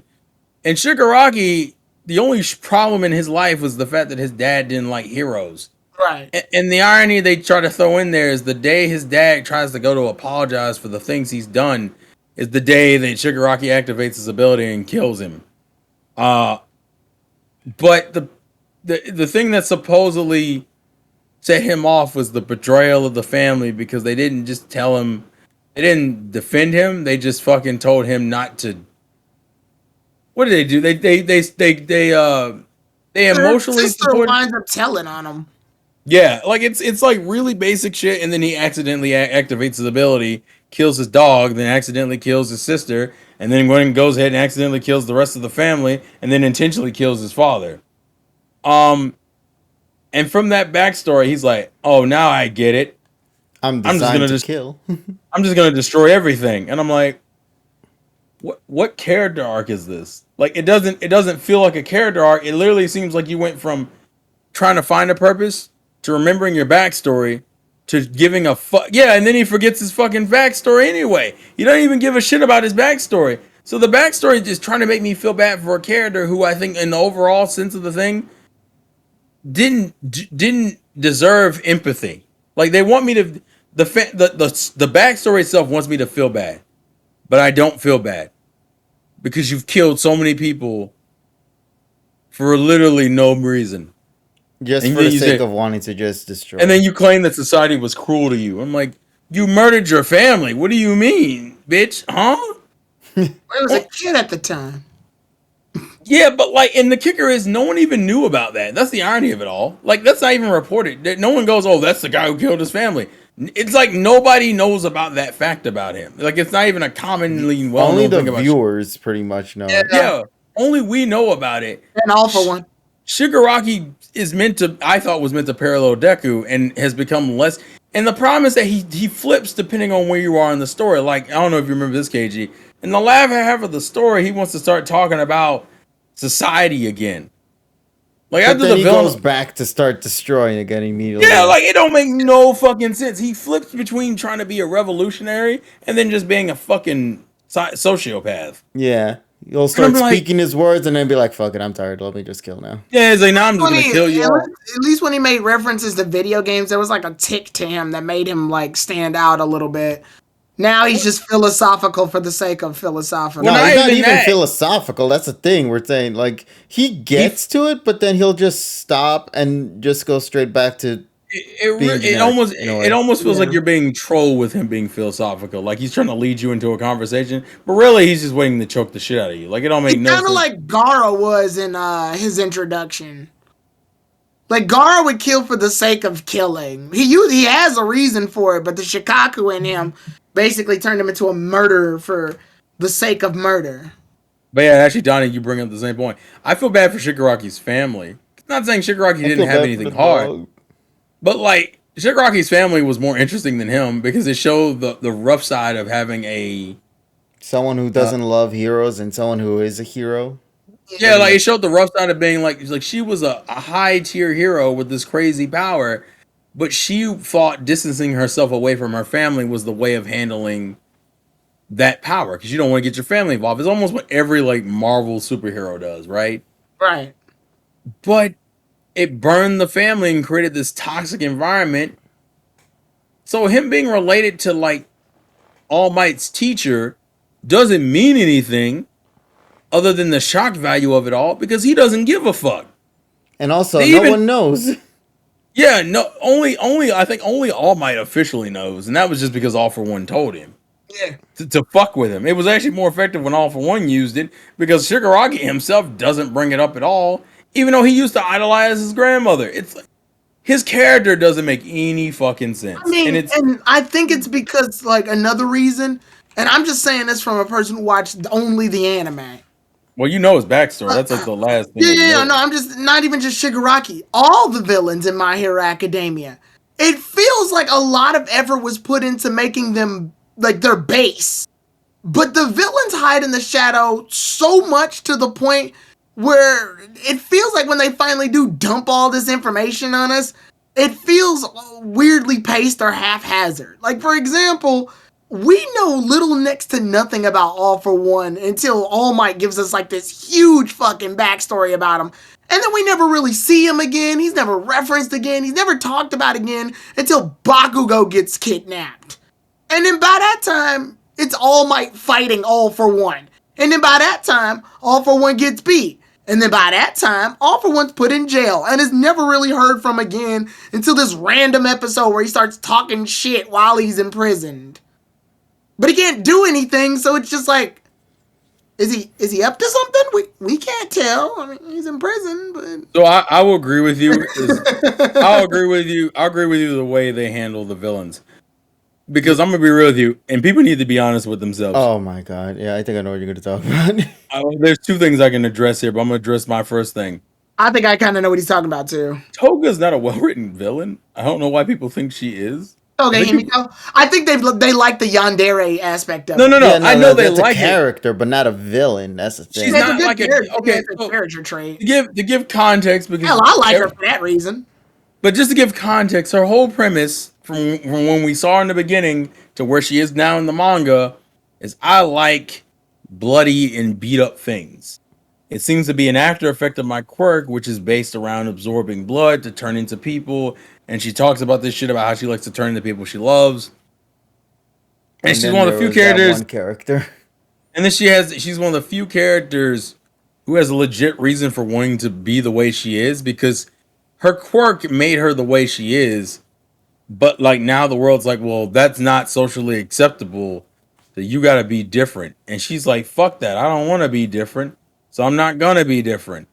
But that makes you a villain. She's like, life is hard. So I made complete sense why Toga would be a villain. My problem with her is her whole character is based around like love, and that's it. I love Uraraka and Deku. And also Suyu, which call me Asui. But my problem with it is that love always comes off surface level. Like her whole premise, I think that's the whole joke, is that her whole premise is surface level. Mm-hmm. Her abilities surface level, she's surface level. So when she gets the ability later on in the villain arc where she can then use the powers of those, I don't understand what development she went through. It sort of seems like she just acquired it. I think I understood twice. If you really want to stretch it, I think it's her coming into a bit more acceptance of who she is. Whereas beginning she accepted who she is as a villain, but there was still some level of restraint. Whereas here now, after the My Villain Academia arc at least, she's more true of herself. She never really had to do a resolve for anything, because once she decided who she was, the weird girl, that was sort of all she wrote. But once she decided she was going to be the weird girl who actually fights for something that she's passionate for, that's when it all came loose. This is me stretching it horribly, by the way. This is me trying to make as long of a stretch as the anime gave me. Now, to give context, if you compare her development to Twice's development, I think Twice has made way more sense. Twice went through that whole like mental psychosis where he didn't know if he was the real him. And so the reason why he never doubled himself, even though he could, is because he was afraid of losing himself for it. The Yeah. thing that made him change was seeing one of his friends in danger and being like, Shigaraki gave me a new place and accepted me even with my crazy ass, me with the multiple personality disorder, and me not knowing who my real self is. So for the sake of my friends, I'll split up as many times as I need to protect them. That is a natural progression of a character who is willing to throw his own self away for the sake of his friends. Versus Himiko, who is just like, I want to become the people I like because I like them. And I'm just like, but why do you like them? Like the problem I always had with Himiko, which is why I prefer her ability to be based in her like looks instead of powers, is that Himiko likes people for surface level things. She liked Deku because he was beat up and covered in blood. She likes Uraraka because Uraraka is also in love with Deku like she is, even though her love for Deku is not the same as Uraraka's love for Deku. Like it's all like surface level observations and shit. And as a character, Himiko has never gotten any deeper than that. They try to do this weird thing where they interact with each other. The two times Uraraka and her interact about, I forget. Remember that random chapter we got in the War Arc KG where she runs off and runs and meets Himiko Toga at random? Now, she did Yeah. that with Deku in the overhaul shit.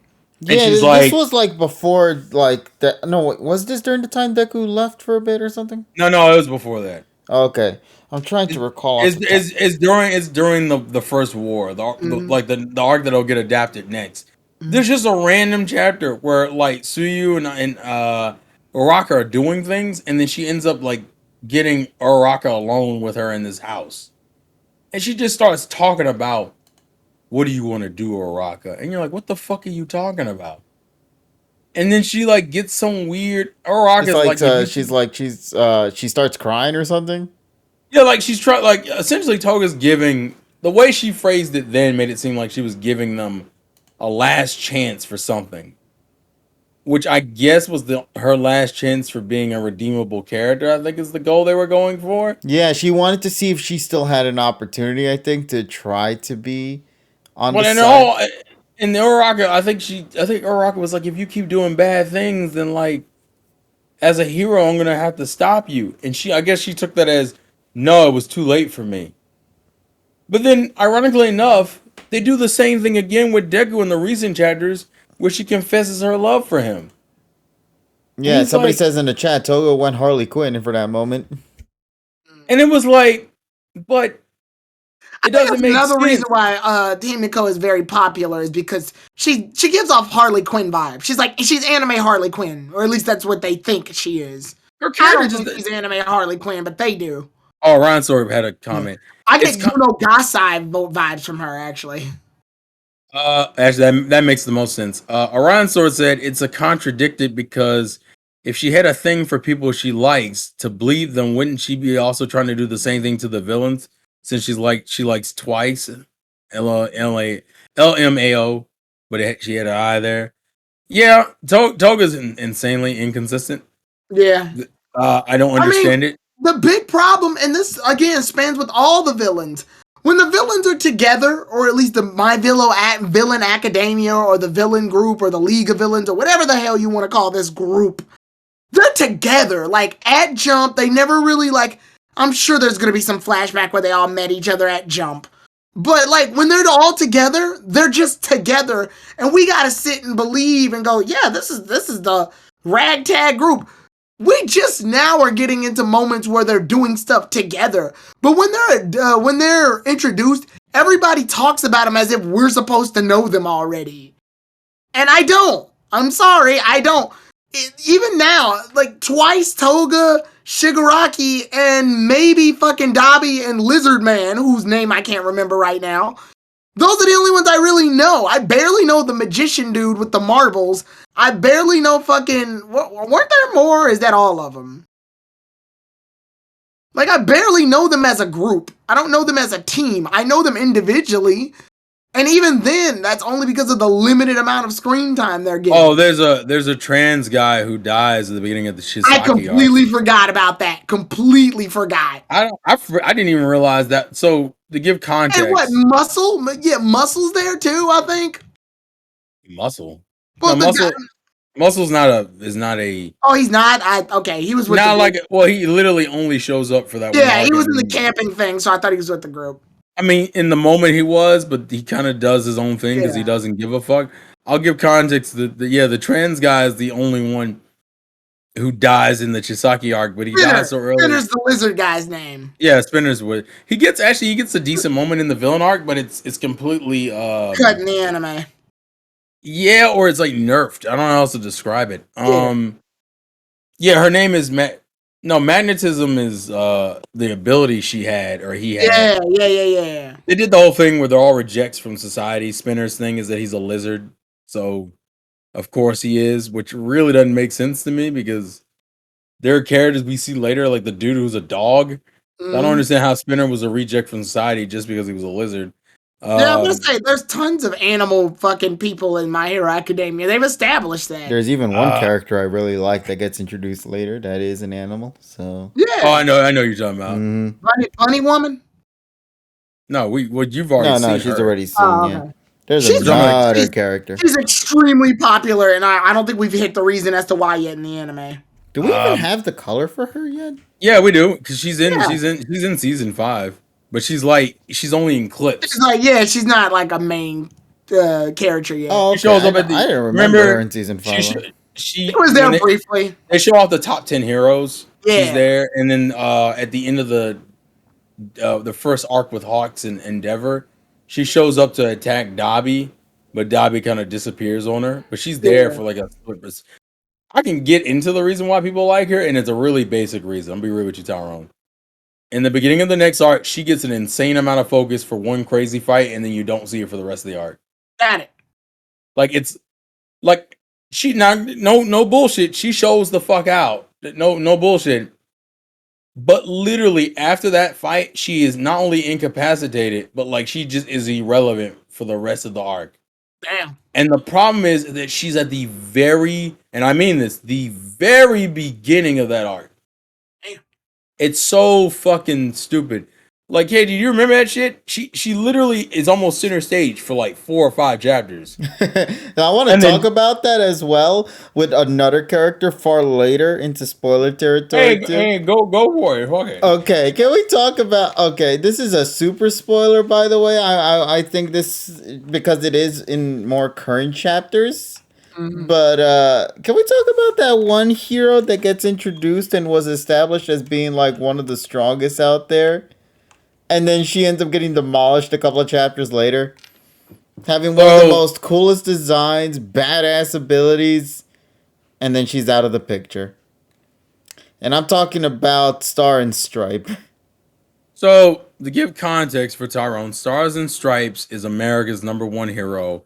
The best way to describe her is that she's a female All Might that with an America theme. And she's so mad, bro. So what they do with her is they introduce her and they're like, I've come to fuck up Shigaraki because he's been fucking shit up and I don't like that. Did she die? She is introduced in the air flying on a jet. And I mean standing on the jet while it's flying. Yeah, she dies. Her ass dies, doesn't she? And she immediately runs into Shigaraki. Like literally the same chapter she's introduced, the chapter she runs into Shigaraki. And they proceed to fight. Well, we already know how My Hero works. My Hero obviously setting up Deku versus Shigaraki as the final fight. So there's only 2 ways this fight can go. Either you're going to kill her, or you're going to debilitate her, or it's going to be a quick skirmish and they're going to get the fuck out. Bruh, they have a full-on fight for 4 chapters. And then she dies. And she only mildly incapacitates him. And her ability is given to some random no-name villain that we're assuming is going to come back up. As of right now in the manga, we don't fucking know. But from what we're assuming, we hope it comes back up because if it doesn't, it really doesn't make any fucking sense. Oh yeah, that was literally to show off. I get why they did that. The anime does this shit all the To time. show off Shigaraki's power. Yeah, to make Shigaraki look impressive, to show off the fact that he got the upgrade. But I'm you gonna tell you have right no now. idea how bad they made him because of He's this. so unnecessarily broken that it's I almost. always thought touching someone and killing them was broken anyway, and then they amped it to a point where you can expand that? How do you even fight Shigaraki at this point? No, Long that's the distance? thing. What do you gotta do, shoot him? The thing is, this entire moment here with these chapters made him way too overpowered that now we have to question how in the world do they intend to have Deku and gang Yeah, I'll just give actually you her. stop him right That's what now. I'll I've give you been the. saying even before this new season starts. It's like they're too strong. I'm gonna give you context to what her ability is. Since she's the #1 hero of America, you would think her ability is pretty broken, and it is. It's called, I She can. think, New Order, was it? Yeah, it's called New Order. Essentially, her word. She can turn her words into reality. What? Yeah, That she's seems kind of busted too. all she has to do is say something, and it becomes real. But like, What? Okay, but, Shigaraki dies. so The end. That's how that fight should have ended. Actually, she does do that in the beginning of the fight. Oh, what the fuck? But what? You know why? So I guess I need to tell you this part. Shigaraki and All for One are like the same person now. Oh yeah. He gained the all for one trait. No, I mean the person. What? They've like fused this Yeah, into like. they became all for one. So the reason why the ability doesn't work What? is because, and so the reason why it doesn't work is because he doesn't technically identify as just Shigaraki anymore. Oh my god. So the reason why that doesn't just straight out work is because he technically isn't. He's a mixed being, and he doesn't view himself as just Shigaraki. Yeah, this got ridiculous. Okay. And so it gets better. She does a bunch of ridiculous shit. Changes the earth, gravity, fucking nukes him in midair. Shigaraki at one point is just bones, or really close. He's like You could see muscle- like the insides, bro. yeah, he's like muscle tissue and like bones, and is somehow living all this shit. And all he has to do, by the way, is just touch her. We're still doing that bullshit. She can't even make his heart stop because once again he doesn't identify as Shigaraki. But she does literally everything else, and the man just won't die. And so all she does is when he steals her quirk. Oh, that's what it was. He steals her quirk and then kills her. Because he can't kill her while she has her quirk. So he steals her quirk, and then she makes her quirk go wild inside of his body, which fucks up his body temporarily, mind you. So now he has a quirk inside him that's destroying his other quirks. And then he proceeds to run off and give her quirk to a random guy because the shit's too violent and it's killing him. So the only way he can save himself is if he releases it. And he releases it in this random villain that we don't know anything about. He's introduced that chapter and we haven't seen since. There's got to be a downside to New Order. Like that, you can't just use that. What was the down? I don't even remember what the downside was, KG. She literally nuked him, for God's sakes. I don't know, like. Oh, you know what? You know what got her killed? You know what happened to Mirio when he lost his powers? What? Remember in the Chisaki arc? How do you lose his powers? Oh, the little medicine, right? The darts. Yeah, he took a shot for serum. Eri. He took a shot for Eri because he was aiming at Eri, and the Yeah. true hero doesn't let his friends die. Mm. That's literally how he won against her. Okay, so New Order allows the user to set a rule into their surroundings, allowing them to manipulate and bestow new properties onto themselves and the world around them. This can range from simple descriptions to more conditional ones based on the cause and effect.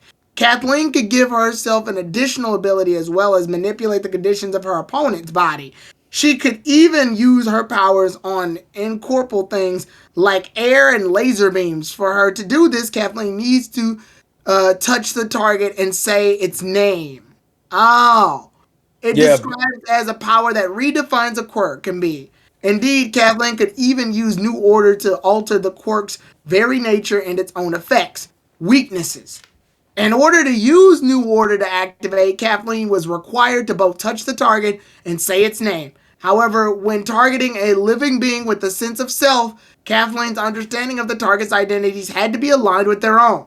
This is shown when Tomura Shigaraki's heart didn't stop when he moved, due to him even questioning his true identity as either Toma or All for One, or Tenko. Because of this, inanimate objects are much easier targets as set rules on as without a sense of self.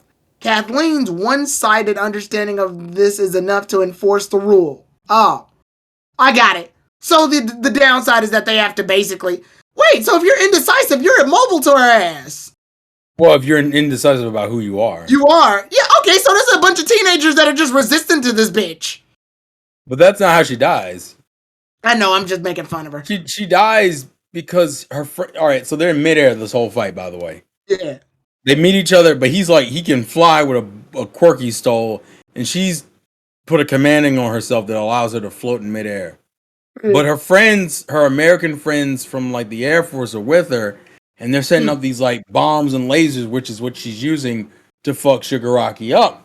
And Shigaraki's like, "Fuck it, I'm gonna go after your fucking friends," and that's how she dies. Other people were in the way. Okay. No, she literally that just shit. essentially she takes a hit. Yeah, Like, that's what I said. Other people were in the way. Yeah, she took the hit for her friends. Yeah, if they weren't there, she would have won, basically. Yeah, I would. And my problem is the same thing you did with Mirio. Yeah, it's literally the same thing. Bystanders always fuck heroes over.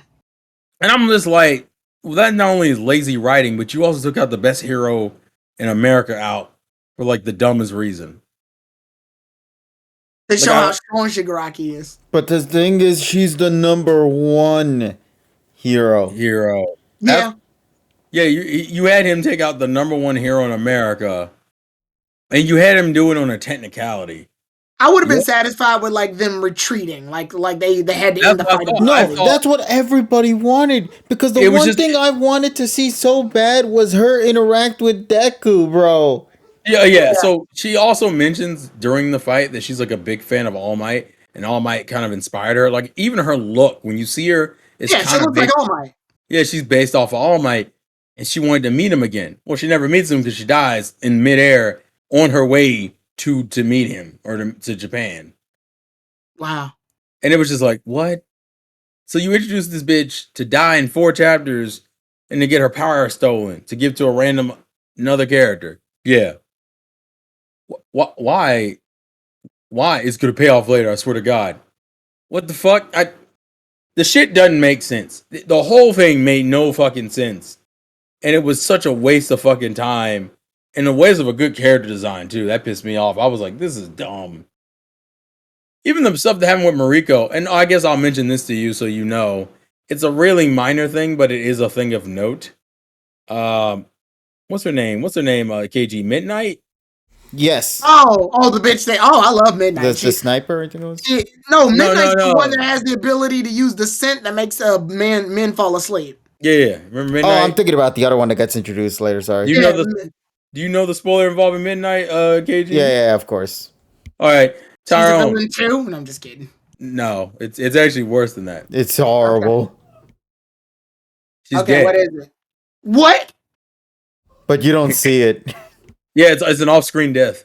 What the fuck? All you see, if I recall correctly, is the mask that she uses. What the fuck?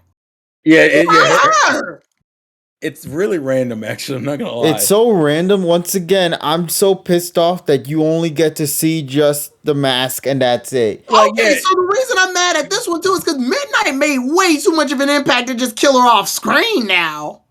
So, I think it happens during the Giganto fight. Remember, they're trying to put him to sleep and they get the medicine in his mouth, but he doesn't go to sleep.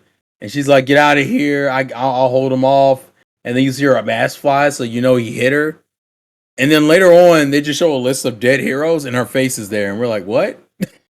What the Like what the fuck? that's literally how they do it. They go, "These are the deceased heroes," and you see her face like towards the bottom, and you're like, "Oh, she's dead." Huh. Because they left it ambiguous for the rest of the arc. Like the last thing you see is her getting smacked by fucking Giganto and her mask flying off. That's the only thing you see. And then later on at the end of the arc, they're like, "Oh, here's the list of dead heroes," and then her face is on the list, and you're just like, That's bullshit. Because "Really?" Midnight is a character that's shown up enough to the point where like she's not just some rando teacher or adult or superhero. She's shown up more than enough in the show to deserve at least an on-screen death if they're gonna kill her. I mean, I look at it as an off-screen death because technically we never see her we don't see her last moments on screen. We just see her tell the kids to get to safety and then her get attacked. Which they did that with Aizawa in season 1. I know, I'm just saying that it's still stupid, and just to kill her off of all people, like I really feel like the writer for My Hero Academia just picks people off at pure random. He also, it almost feels like he throws darts at a dartboard and goes, okay, you die. By the way, she's the only hero of note other than one other hero that dies, and the other hero that dies that people know of is the hero that made his name in this arc, which is his name is Crust. There's nothing really to explain other than he's introduced in the next arc and dies in the next arc. But I do love him. We love him because he does a lot in early on, but God, it's such a weird, quick death, and every other hero that's dead are heroes of no consequence. It's literally Midnight. You know what it reminds me of? And this will be a quick transition. It reminds me of you're caught up on Black Clover. Remember in the beginning of the Spade Kingdom arc KG where fought the Bone Dude Zenon, and they kept saying that he killed like half the Golden Dawn, and there was like and then what's the fat boy's name? Hamon's just in that group of dead people. Yeah, they just brush it off, bro. Like it's literally that. It's literally, oh, by the way, Midnight's dead, and you're like, bruh, what? But the worst part about it is just that Midnight, like you stated, absolutely deserves to have at least had a moment. It was just a weird off-screen death for no reason, and it also was Midnight. This is bullshit. It's also weird to kill her because there was no plot. Like it wasn't like there's nothing that gains from this from both perspectives. It's yes, another villain. I mean, another hero died, but like it wasn't to move anything. Like it didn't really move anything. It pissed people off more. All it was supposed to do was show that the villains aren't fucking around. But they could do that with other characters that necessarily could have fit that. Well, they did. Like I said, she's the only like long running character to die. By the way, there is no other long. Yeah. When you write an anime, manga story, or whatever,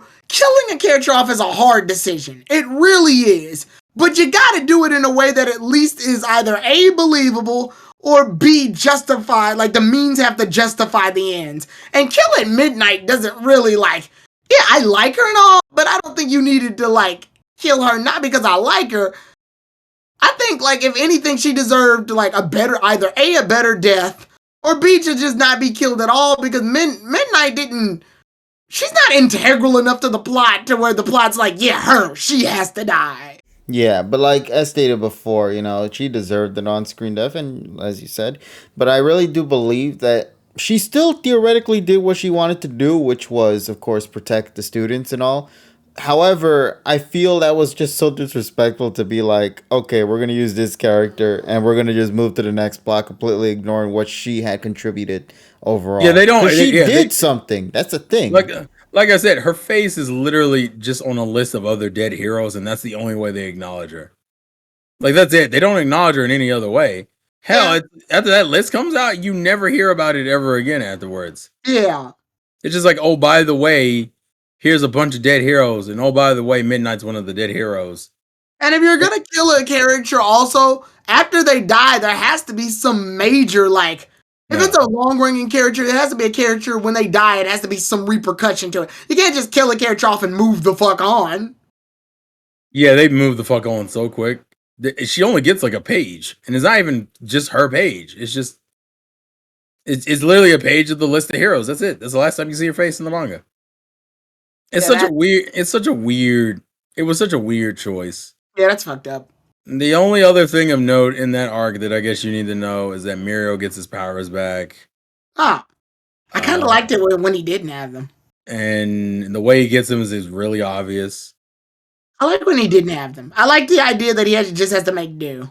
I can't even think. Is there anything else to note? In the beginning, they try to show off some of the other characters. If anything, I think that would have been a nice opening heart-to-heart moment with Deku has with Lemillion, where he's like, I didn't have any powers either at one point, and I don't know. I feel like there could have been potential with that. They backpedaled.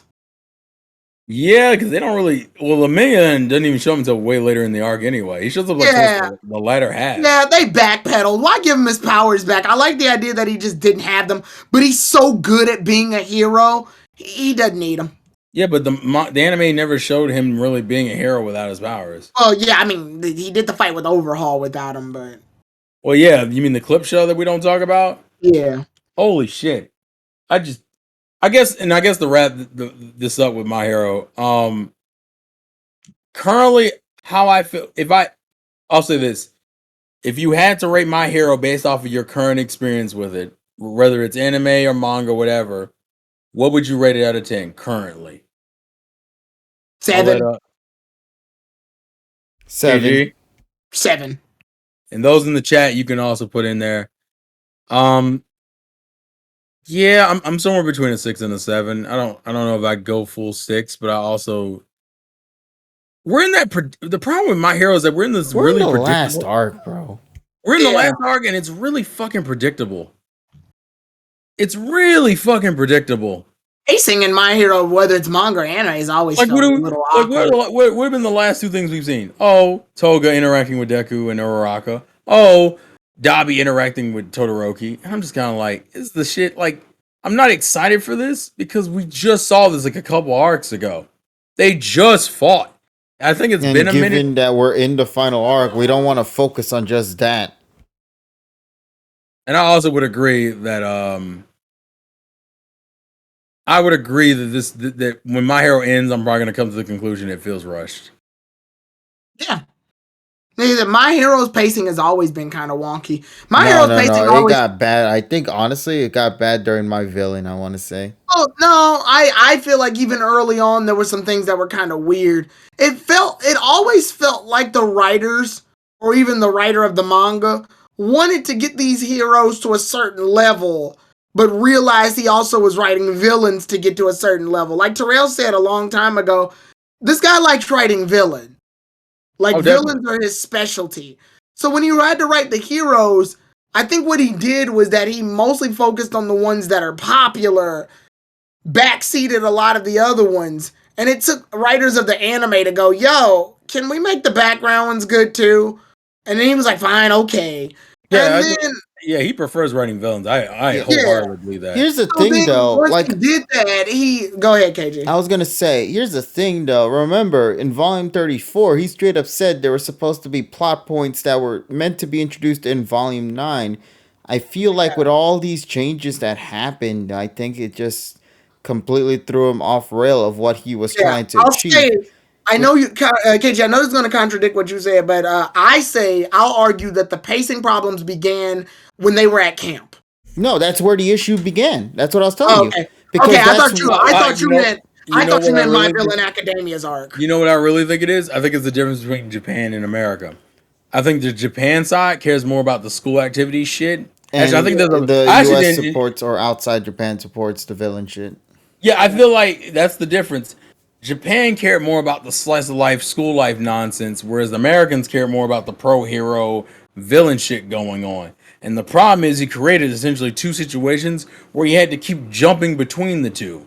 So the camp arc is meant to be a villain showcase, but not in the way it was supposed to because it's a camp arc, so people are thinking, I want to see camp shit. I don't care about villains right now.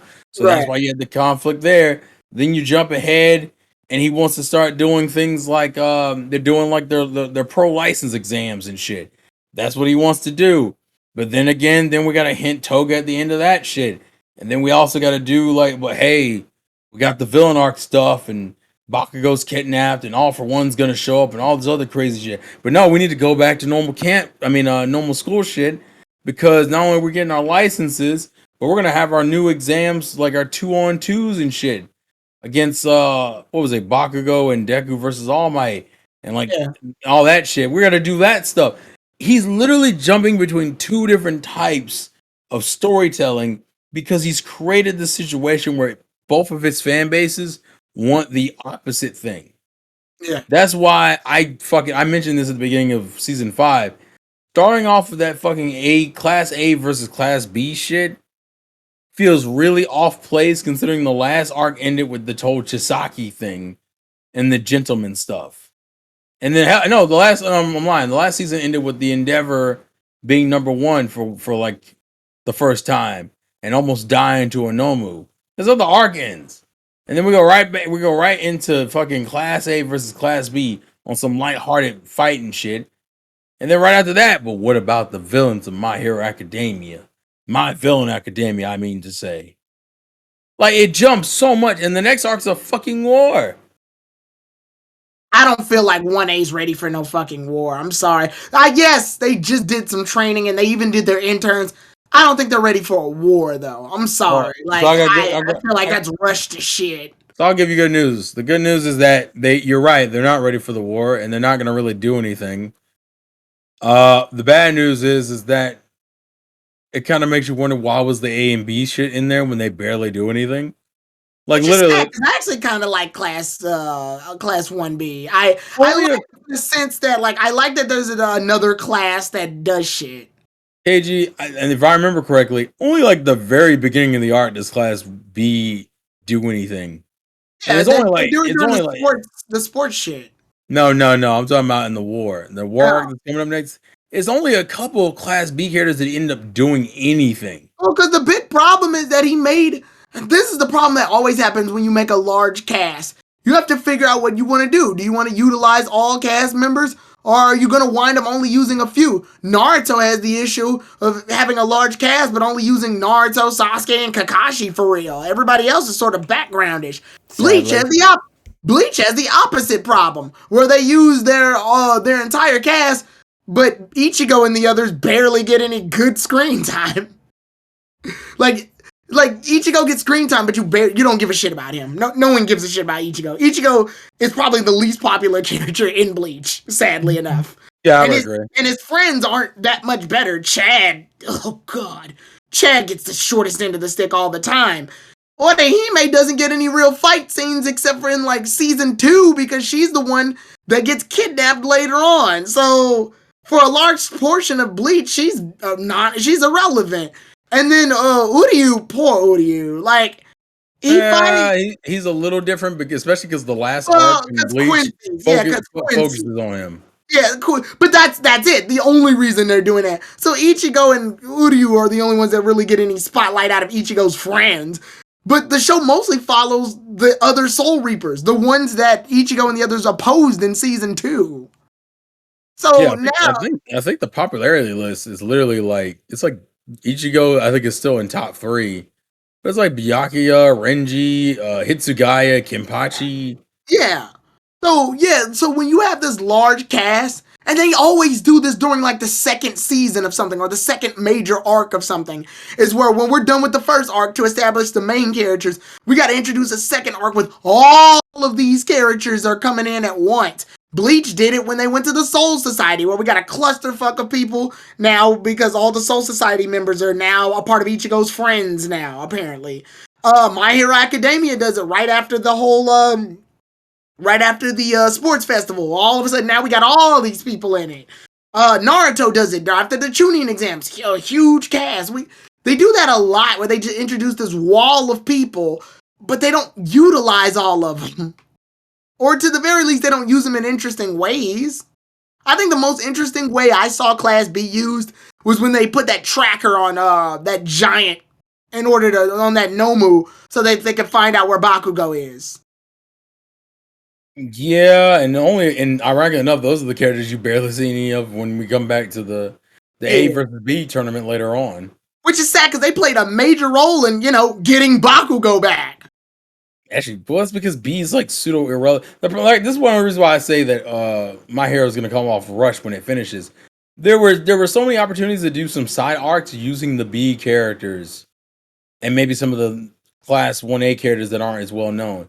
Doing some mix and matching where like certain characters hang out or some characters like do shit together or they're on like pro hero missions. Yeah.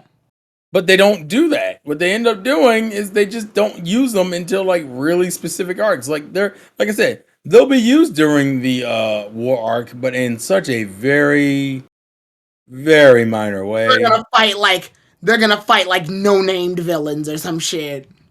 Yeah, Tokuyami, I think is common thugs. There's only a couple characters that are worth a damn, if I remember correctly.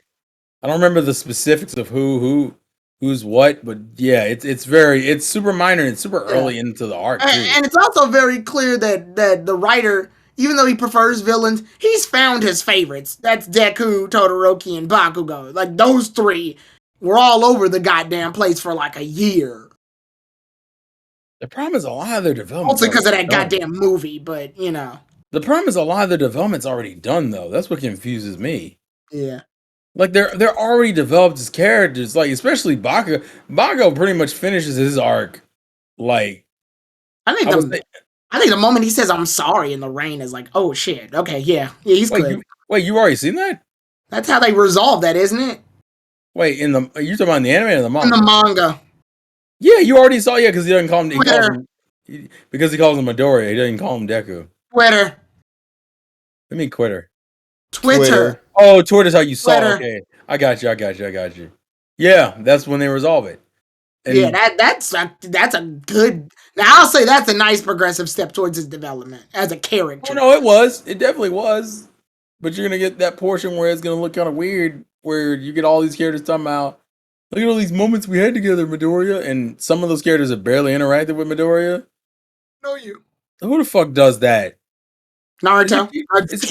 No, it doesn't Kirishima do something like that? Like he says something, and you're just like, what are you talking about? Oh, wasn't there one character who straight up sounds like he's gay or something? Oh, great. Mineta. Yeah. Mineta. Yeah, Mineta, because they made the whole thing about they made the whole joke about him being bisexual, and they said, "You guys admire." Literally, just means you hold into high regards. Yeah, they took it as if he was gay, but I'm like, no. Yeah. Shota says the same thing to Ash in Pokemon XY. Like, what the fuck? Well, listen, that's illegal. We can't do that. Those are both children. My point being is that admiration, at least in the terms of the context of what they meant, is that they look up to the damn character. Doesn't mean that they're fucking in love with him. I'm not sure where the community got that from. Because the My Hero community is toxic as hell. At this point, I'm starting to believe communities are toxic as hell. Well, no, people are. You know, almost feels like we were meant to have that discussion or something. Except the Kirby community. Well played. I don't know why. I don't know why they're nice. I don't know why they're so fucking nice. Because deep down we're actually all demonic creatures capable of defeating God if we really try, but nobody's really going to do anything because we're really nice. Yeah, because Kirby is a psychopathic fucking killer demon. That's why. But a friendly one. But he's a nice one. He's cute. No. The Kirby fandom is the adorable Kirby Puff itself. Everybody else is the butterfly. If you guys know your Kirby lore, you'll understand what I mean by that. No community will ever be more evil than the Steven Universe community. I don't think they're evil. They're just dumb and gay. And Steven. Oh my God, Terrell, you said it. But why? You can't say that, I think. I don't know. That's literally what they are. I don't even mean that in a bashing way. I just mean in like a basic way. Like, I don't mean as a homosexual. I mean they're gay. Bro, is Hirokoshi a horrible writer to you? No, he's a mediocre one. It's kind of the same problem I have with Demon Slayer. If I could, he was inspired by Naruto, wasn't he? Wasn't that when he made My Hero Academia? He gained some of that inspiration from Naruto. I thought it was from American. I don't remember. Well, it's a mix. It's American superheroes combined with like the Naruto. They even do the thing where like after the first arc, it's time for the sports festival arc where you can get promoted and blah blah blah. Like they do that shit. Jujutsu Kaisen does that too. Jujutsu Kaisen's kind of a weird mix because Jujutsu Kaisen is actually a lot gorier than like other normal shows. Jujutsu Kaisen is Naruto if Team 7 actually got their shit together and weren't like assholes to each other. No, you poor man. You haven't seen October yet. You don't know about I October. know, but like the way they treat the way their squad works is way better than Team Seven's. At least from introduction. I'm basing them based off their introductions. Oh Obviously, I know. no, Donnie said he said when he started manga in general, he was inspired by Naruto. Oh, got it. Not my My hero. hero. No, yeah, not my hero He's talking specifically. about just in manga he was in, Yeah. Well, I've always saw like Deku, Ida, and Urahara as they're like the Team Seven of this show. Even though they push Urahara back and Ida back and put Bakugo and yeah, Todoroki. about to say that, yeah, you yeah, you exemplify the problem. Well, when the show started, it was a clear two guys, one girl, three team situation. I always pair those three up as like the trio of 1A. Unfortunately, the show fucks it up by popularization, Pretty making much. making the three Actually, boys. ironically enough, Black Clover has the trio, but it's a very off-brand trio. It's the Yeah, they call it the Light Triad in Black Clover. Well, I yeah. think the fans have called it the Light Triad. I don't think it's officially known as that. The Light Triad being Asta, Noel, and Yuno. That's the Doesn't Bakugo, Kirishima, and Kaminari have a thing? Isn't it? They're called like mustard and ketchup or some shit. So they have a thing as friends, but it's barely touched upon. Yeah, it's briefly. Well, because Kirishima is the only one that Bakugo like talks to for real. Yeah, it's very well. The problem is originally it was implied, and then it becomes inherent fact that he gets along the best with Bakugo. Yeah, Because and then Kaminari's just sort of there. well, Kaminari's thing kicked in during the license exam, and I actually thought it was well handled.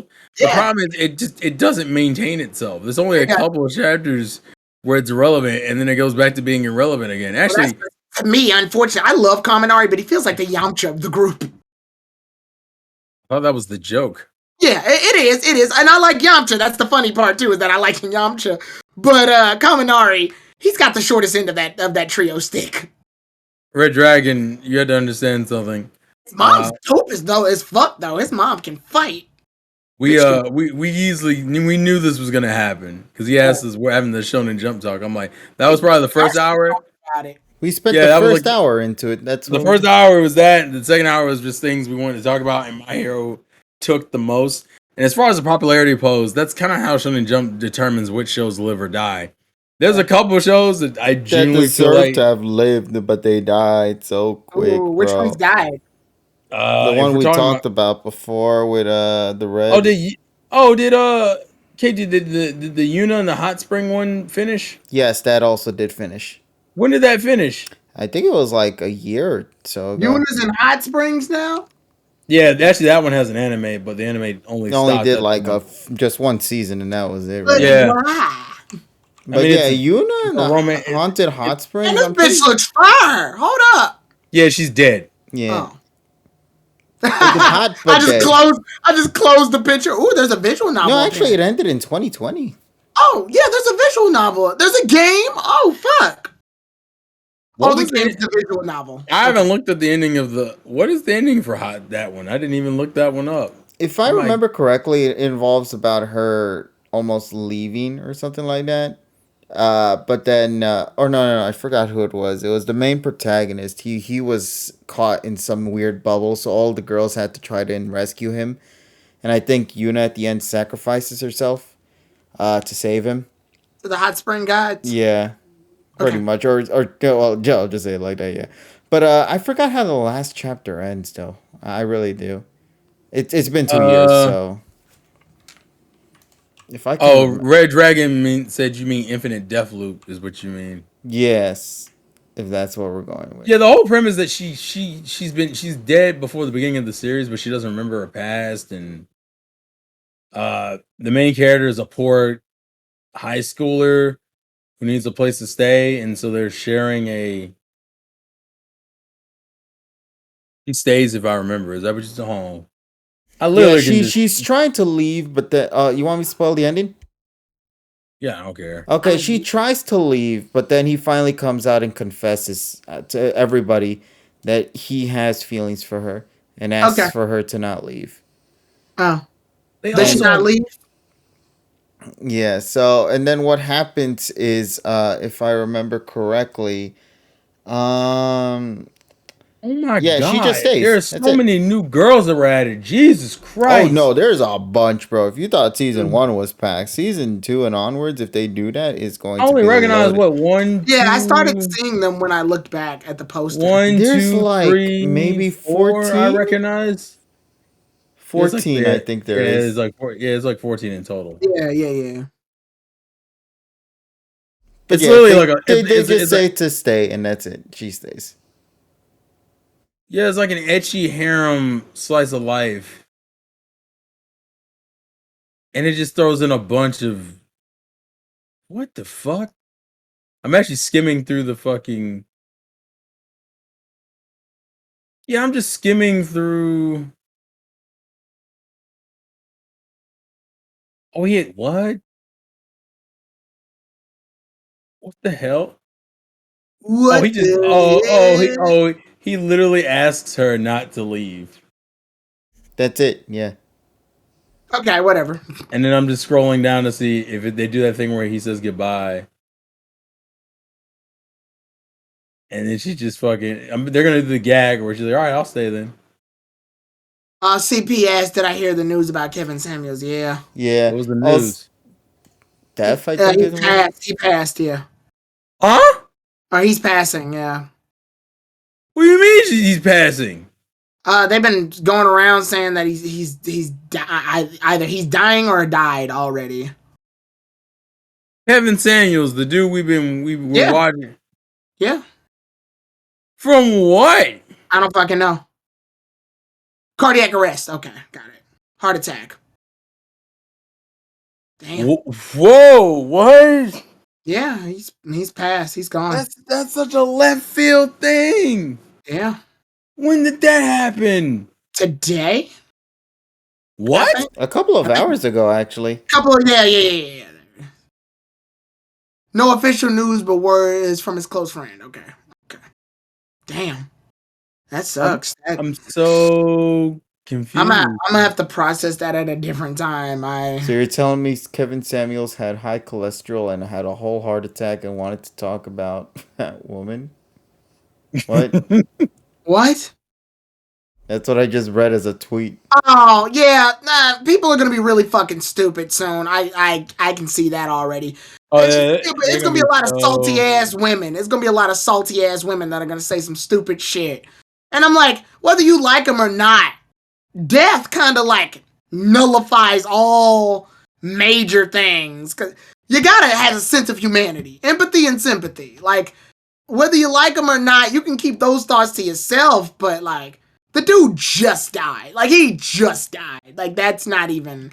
But I don't want to bum us out with that. Continue with what we were talking about with Well, there's not much really more to say. We were just talking about hot springs and the ending. Yuna and the She hot turns spring. into a cute kitsune, so I give it a 10 out of 10 on that.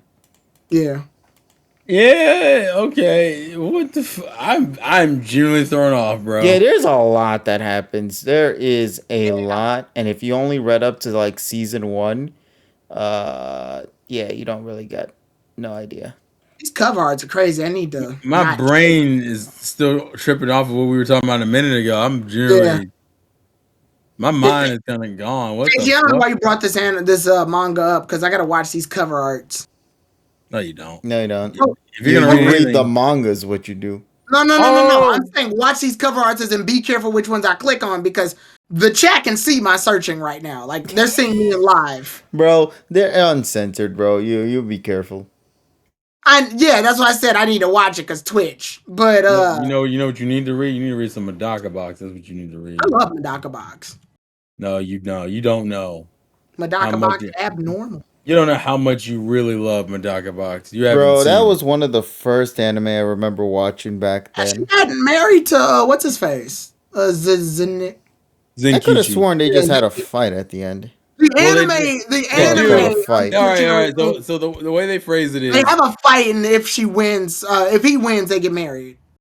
but if she wins, they get married. They get married. Either way, they get married. It doesn't fucking matter. Wait, how do you know the ending? Did you read? I read it Oh, so you know about Kumagawa? because that was during that stupid phase where I was watching a bunch of animes that had endings that were shortened and the manga continued. Hitman Reborn did that shit. Air Gear did that shit. Our people didn't like Hitman Reborn's ending though. Yeah. Hitman Reborn did that shit. Air Gear did that shit. Medaka Box did that shit. This was a whole summer of me just watching shit that had abrupt endings. So I had to continue them somehow. Yeah, I have the shit. I collect the Air Gear manga physically. I never because cared. of that shit.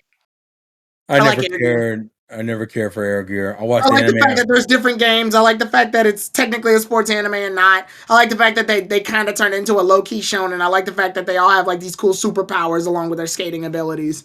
I like the soundtrack. I like all that shit. I like that there's a ranking system between the crews. And I like that even though we don't get to see it, we do get to see Iki's group fight off against his sister's group, only because they're a group too, and they're a group of like really high class writers. But instead of they made the manga of it, obviously, where they fight, but they made an OVA too, just in case. Which is weird. Why make an OVA when you're not gonna? Okay, whatever. Wait, also, what y'all mean? What happened in One Piece? Oh, the chapter's already out? Oh yeah, 1048 was it? Allow me to give you a brief spoiler. No. I'm scrolling now. Don't do it. Okay. No. Give me a second. It's not a spoiler to the chapter, but it's a meme. I'll tell you that. All right. For those in the chat, give me a second. I'm gonna quickly skim chapter 1048. Also, while I'm doing that, Tyrone, tell them how much you don't like Gear 5. I mean, well, have you read up to this point, Tyrone? No, but I don't. Okay, then end of discussion. I don't like the premise of the power. No, I'm just kidding. Yeah, I don't like the premise of the power. I don't like the fact that they pedaled back on what Luffy's gum fruit does. I don't like that. I don't like when they. I definitely don't like when they do that. Oh, by the way, it's not this. It's this. It was always this. Yeah, of course it was. Like, for example, they did that with they do it with Dragon Ball a lot, which retcons can be fine if they're believable. But this is just, oh no, Luffy's power was never gum. It was, this fruit is to entertain people. Yeah. Okay, that seems kind of stupid. And then he basically is a Looney Tunes character. They turn him into a Looney Tunes character. And I'm like, I liked how creative he got with his stretching abilities. I like that Luffy locked down and went, okay, gum makes my body stretch. I still have blood and shit. So if I just stretch my arms back and forth and make the blood move with friction, I can heat my body up and thus gear second. Faster, stronger. Makes sense. I get that. Scientific. Gear 3. Okay, gum, when you blow into it, expands. I'll blow air, oxygen, into my arms, into my bones, expanding them, making them bigger. Thus, stronger. Downside, once it deflates to its like smaller self to where it was before it got inflated. Science. Makes sense. Got it. Cool. Gear 4. Hockey is now introduced into One Piece. I get it. It was kind of introduced with Inaru. This one kind of solidifies everything. Makes Luffy technically have a body that's harder, stronger, tougher. You can technically harden gum. I get it. Makes sense. Sort of science, but weird. What the fuck is Gear 5? What even is it? Scientifically explain to me how Gear 5 works. Kevin, want to take a shot? Yeah. You know all that scientific things?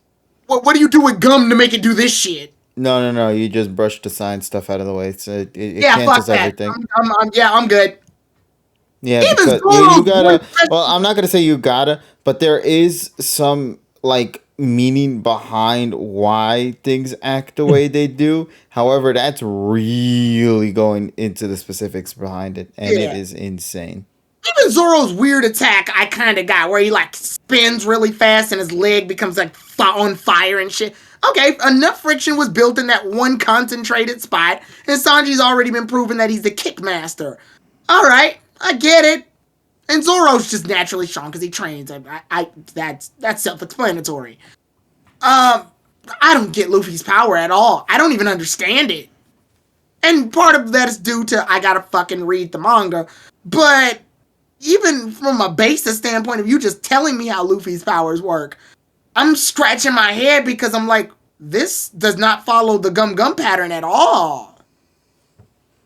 Even with that fourth gear thing I had to explain, at least I could, like, bullshit that one. What do you do with this? It's just... And, like, I don't know, it's chaotic, which, again, that's Luffy's nature, so I get that. But I've always thought that Luffy's nature was like that because he's just like that. He's a goofy-ass motherfucker. So he'll do silly shit. Luffy's the type of person where when Inaru tried to predict his moves by reading his thoughts, he couldn't do it because Luffy's arms bounce off the wall while he's punching it blindly. So he's hitting Inaru, but that's because he's not aiming at Inaru. I got that. Luffy fights a guy like Crocodile. Can't fight him physically because, hand can't hit sand. But with enough blood on his hands, the blood acts as liquid. Liquid solidifies on sand. All right, now we got something going. Now we've got a fight. What is this? Luffy goes meep and fights Dragon Man. I can't. And maybe it's just me. Maybe it's because I just need things to have some level of, yes, it's fiction. I got that. But to have some level of understanding helps me, like, keep up with the story. How do I keep up with crazy Luffy?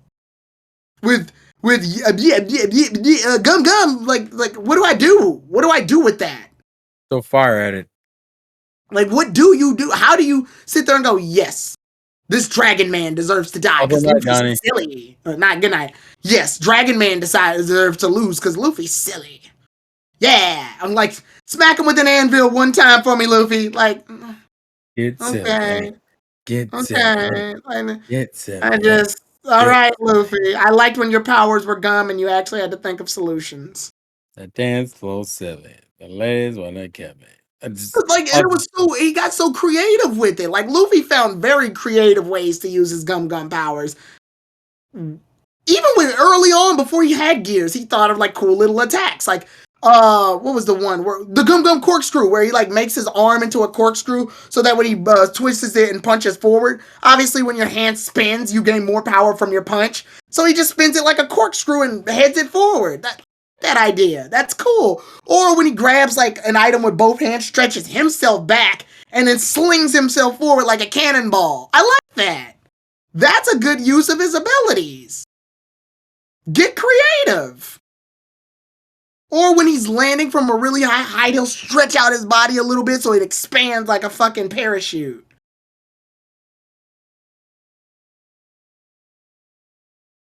Remember Gum Gum No UFO? Oh, what? Yeah. Oh, yeah. Yeah, I don't know if Tyrone's seen that. That's from Punk Hazard. Well, what'd he do? He spins his legs like a helicopter. Mm. And he calls it a UFO because he's like flying in midair. Oh, okay. It's not really. I mean, the name technically makes sense the way he looks. Yeah. But yeah, I read the chapter. It's kind of a weird chapter, but I get it. Nothing crazy. They threw a random flashback in the middle of it that kind of fucked me up because I'm like, all right, now I feel like you're rehashing the flashback at this point. Yeah. No, that's why I said I had a little spoiler thing I wanted to bring up for that. Yeah, because it reminds me of it. It reminds me of the Frieza 5 minutes. Yeah, because literally nothing really progressed other than like a side thing. It literally feels like filler in the manga. That's what it kind of felt like, with only like a little bit of canon towards the end of it. And I'm like, what? If you want to put a sliver of stretch, and I know I just made a pun there, stretch on it for Gear 5, I am reaching my ass off right now. Because Azor Samurai kind of helped me. Luffy is bending reality, and Gum bends. Sure, we'll roll with it. Fine. It's not quite as good as the other 4 gears, but fuck it. Sure. I like how you reluctantly gave. Because it's like it's the dumbest stretch I've ever made in my life. Like, I get it. Luffy's bending reality and Gum bends, and it gets a C minus Jesus at best. Christ. At Cheese and crackers, best. man. Because I don't like that they double back on the fruit. Like, no, the fruit doesn't really do that anymore. Oh, why are we all afraid of the gum fruit? Like, fine. There was nothing wrong with that. Nothing was wrong with the fruit doing that. Was Leave it? it alone. I mean, there is lore and logic to kind of back up to it, but I recognize that like it's out for interpretation. What happened is that the writer went, oh shit, gum fruit can't compete with the shit that I've made. I'm just gonna scrap the fruit and make it something else. Well, KJ, how do you feel about it? Sorry, I was busy looking at this thing. What happened? How do you feel about Luffy's fifth gear? I like it. Yeah, Okay. that's it. All right. Yeah, it feels like it embodies One Piece as a show. You know what it embodies? It embodies pre-time skip One Piece. Yeah. Really? Yeah. Pre-time skip One Piece was a lot more willing to silly. Yeah. to be silly and goofy in left field. Also, thank you so much for the follow there. I love your username, Femboys. Yeah, let's go, Femboy! Where are the Femboys? With the side of scrambled bliss. Lord. Oh, my soul, it burns. Side of scrambled bussy. Also, we've been going for 2.5 hours. I want that to be said. Yeah, we're gonna end it soon. Yeah, indeed. And by soon, we probably mean now. Yeah, right now. Kevin. I mean, yeah, like even my coworkers, every time I go to work, they'd be like, "Tyrone, you still a One Piece hater?" I'm like, "I'm not a One Piece hater." Dang what Luffy said. He called you a bitch ass motherfucker. I just don't like the power. It's stupid. The dumb power. But then again, we've reached that moment where all the old shonen characters are getting dumb power. I don't like Ultra Instinct personally, so there's that one. Do you like All for One? Or One for All? One for All. I like One for All, and as a concept, I think the way they're handling it is stupidly rushed and silly.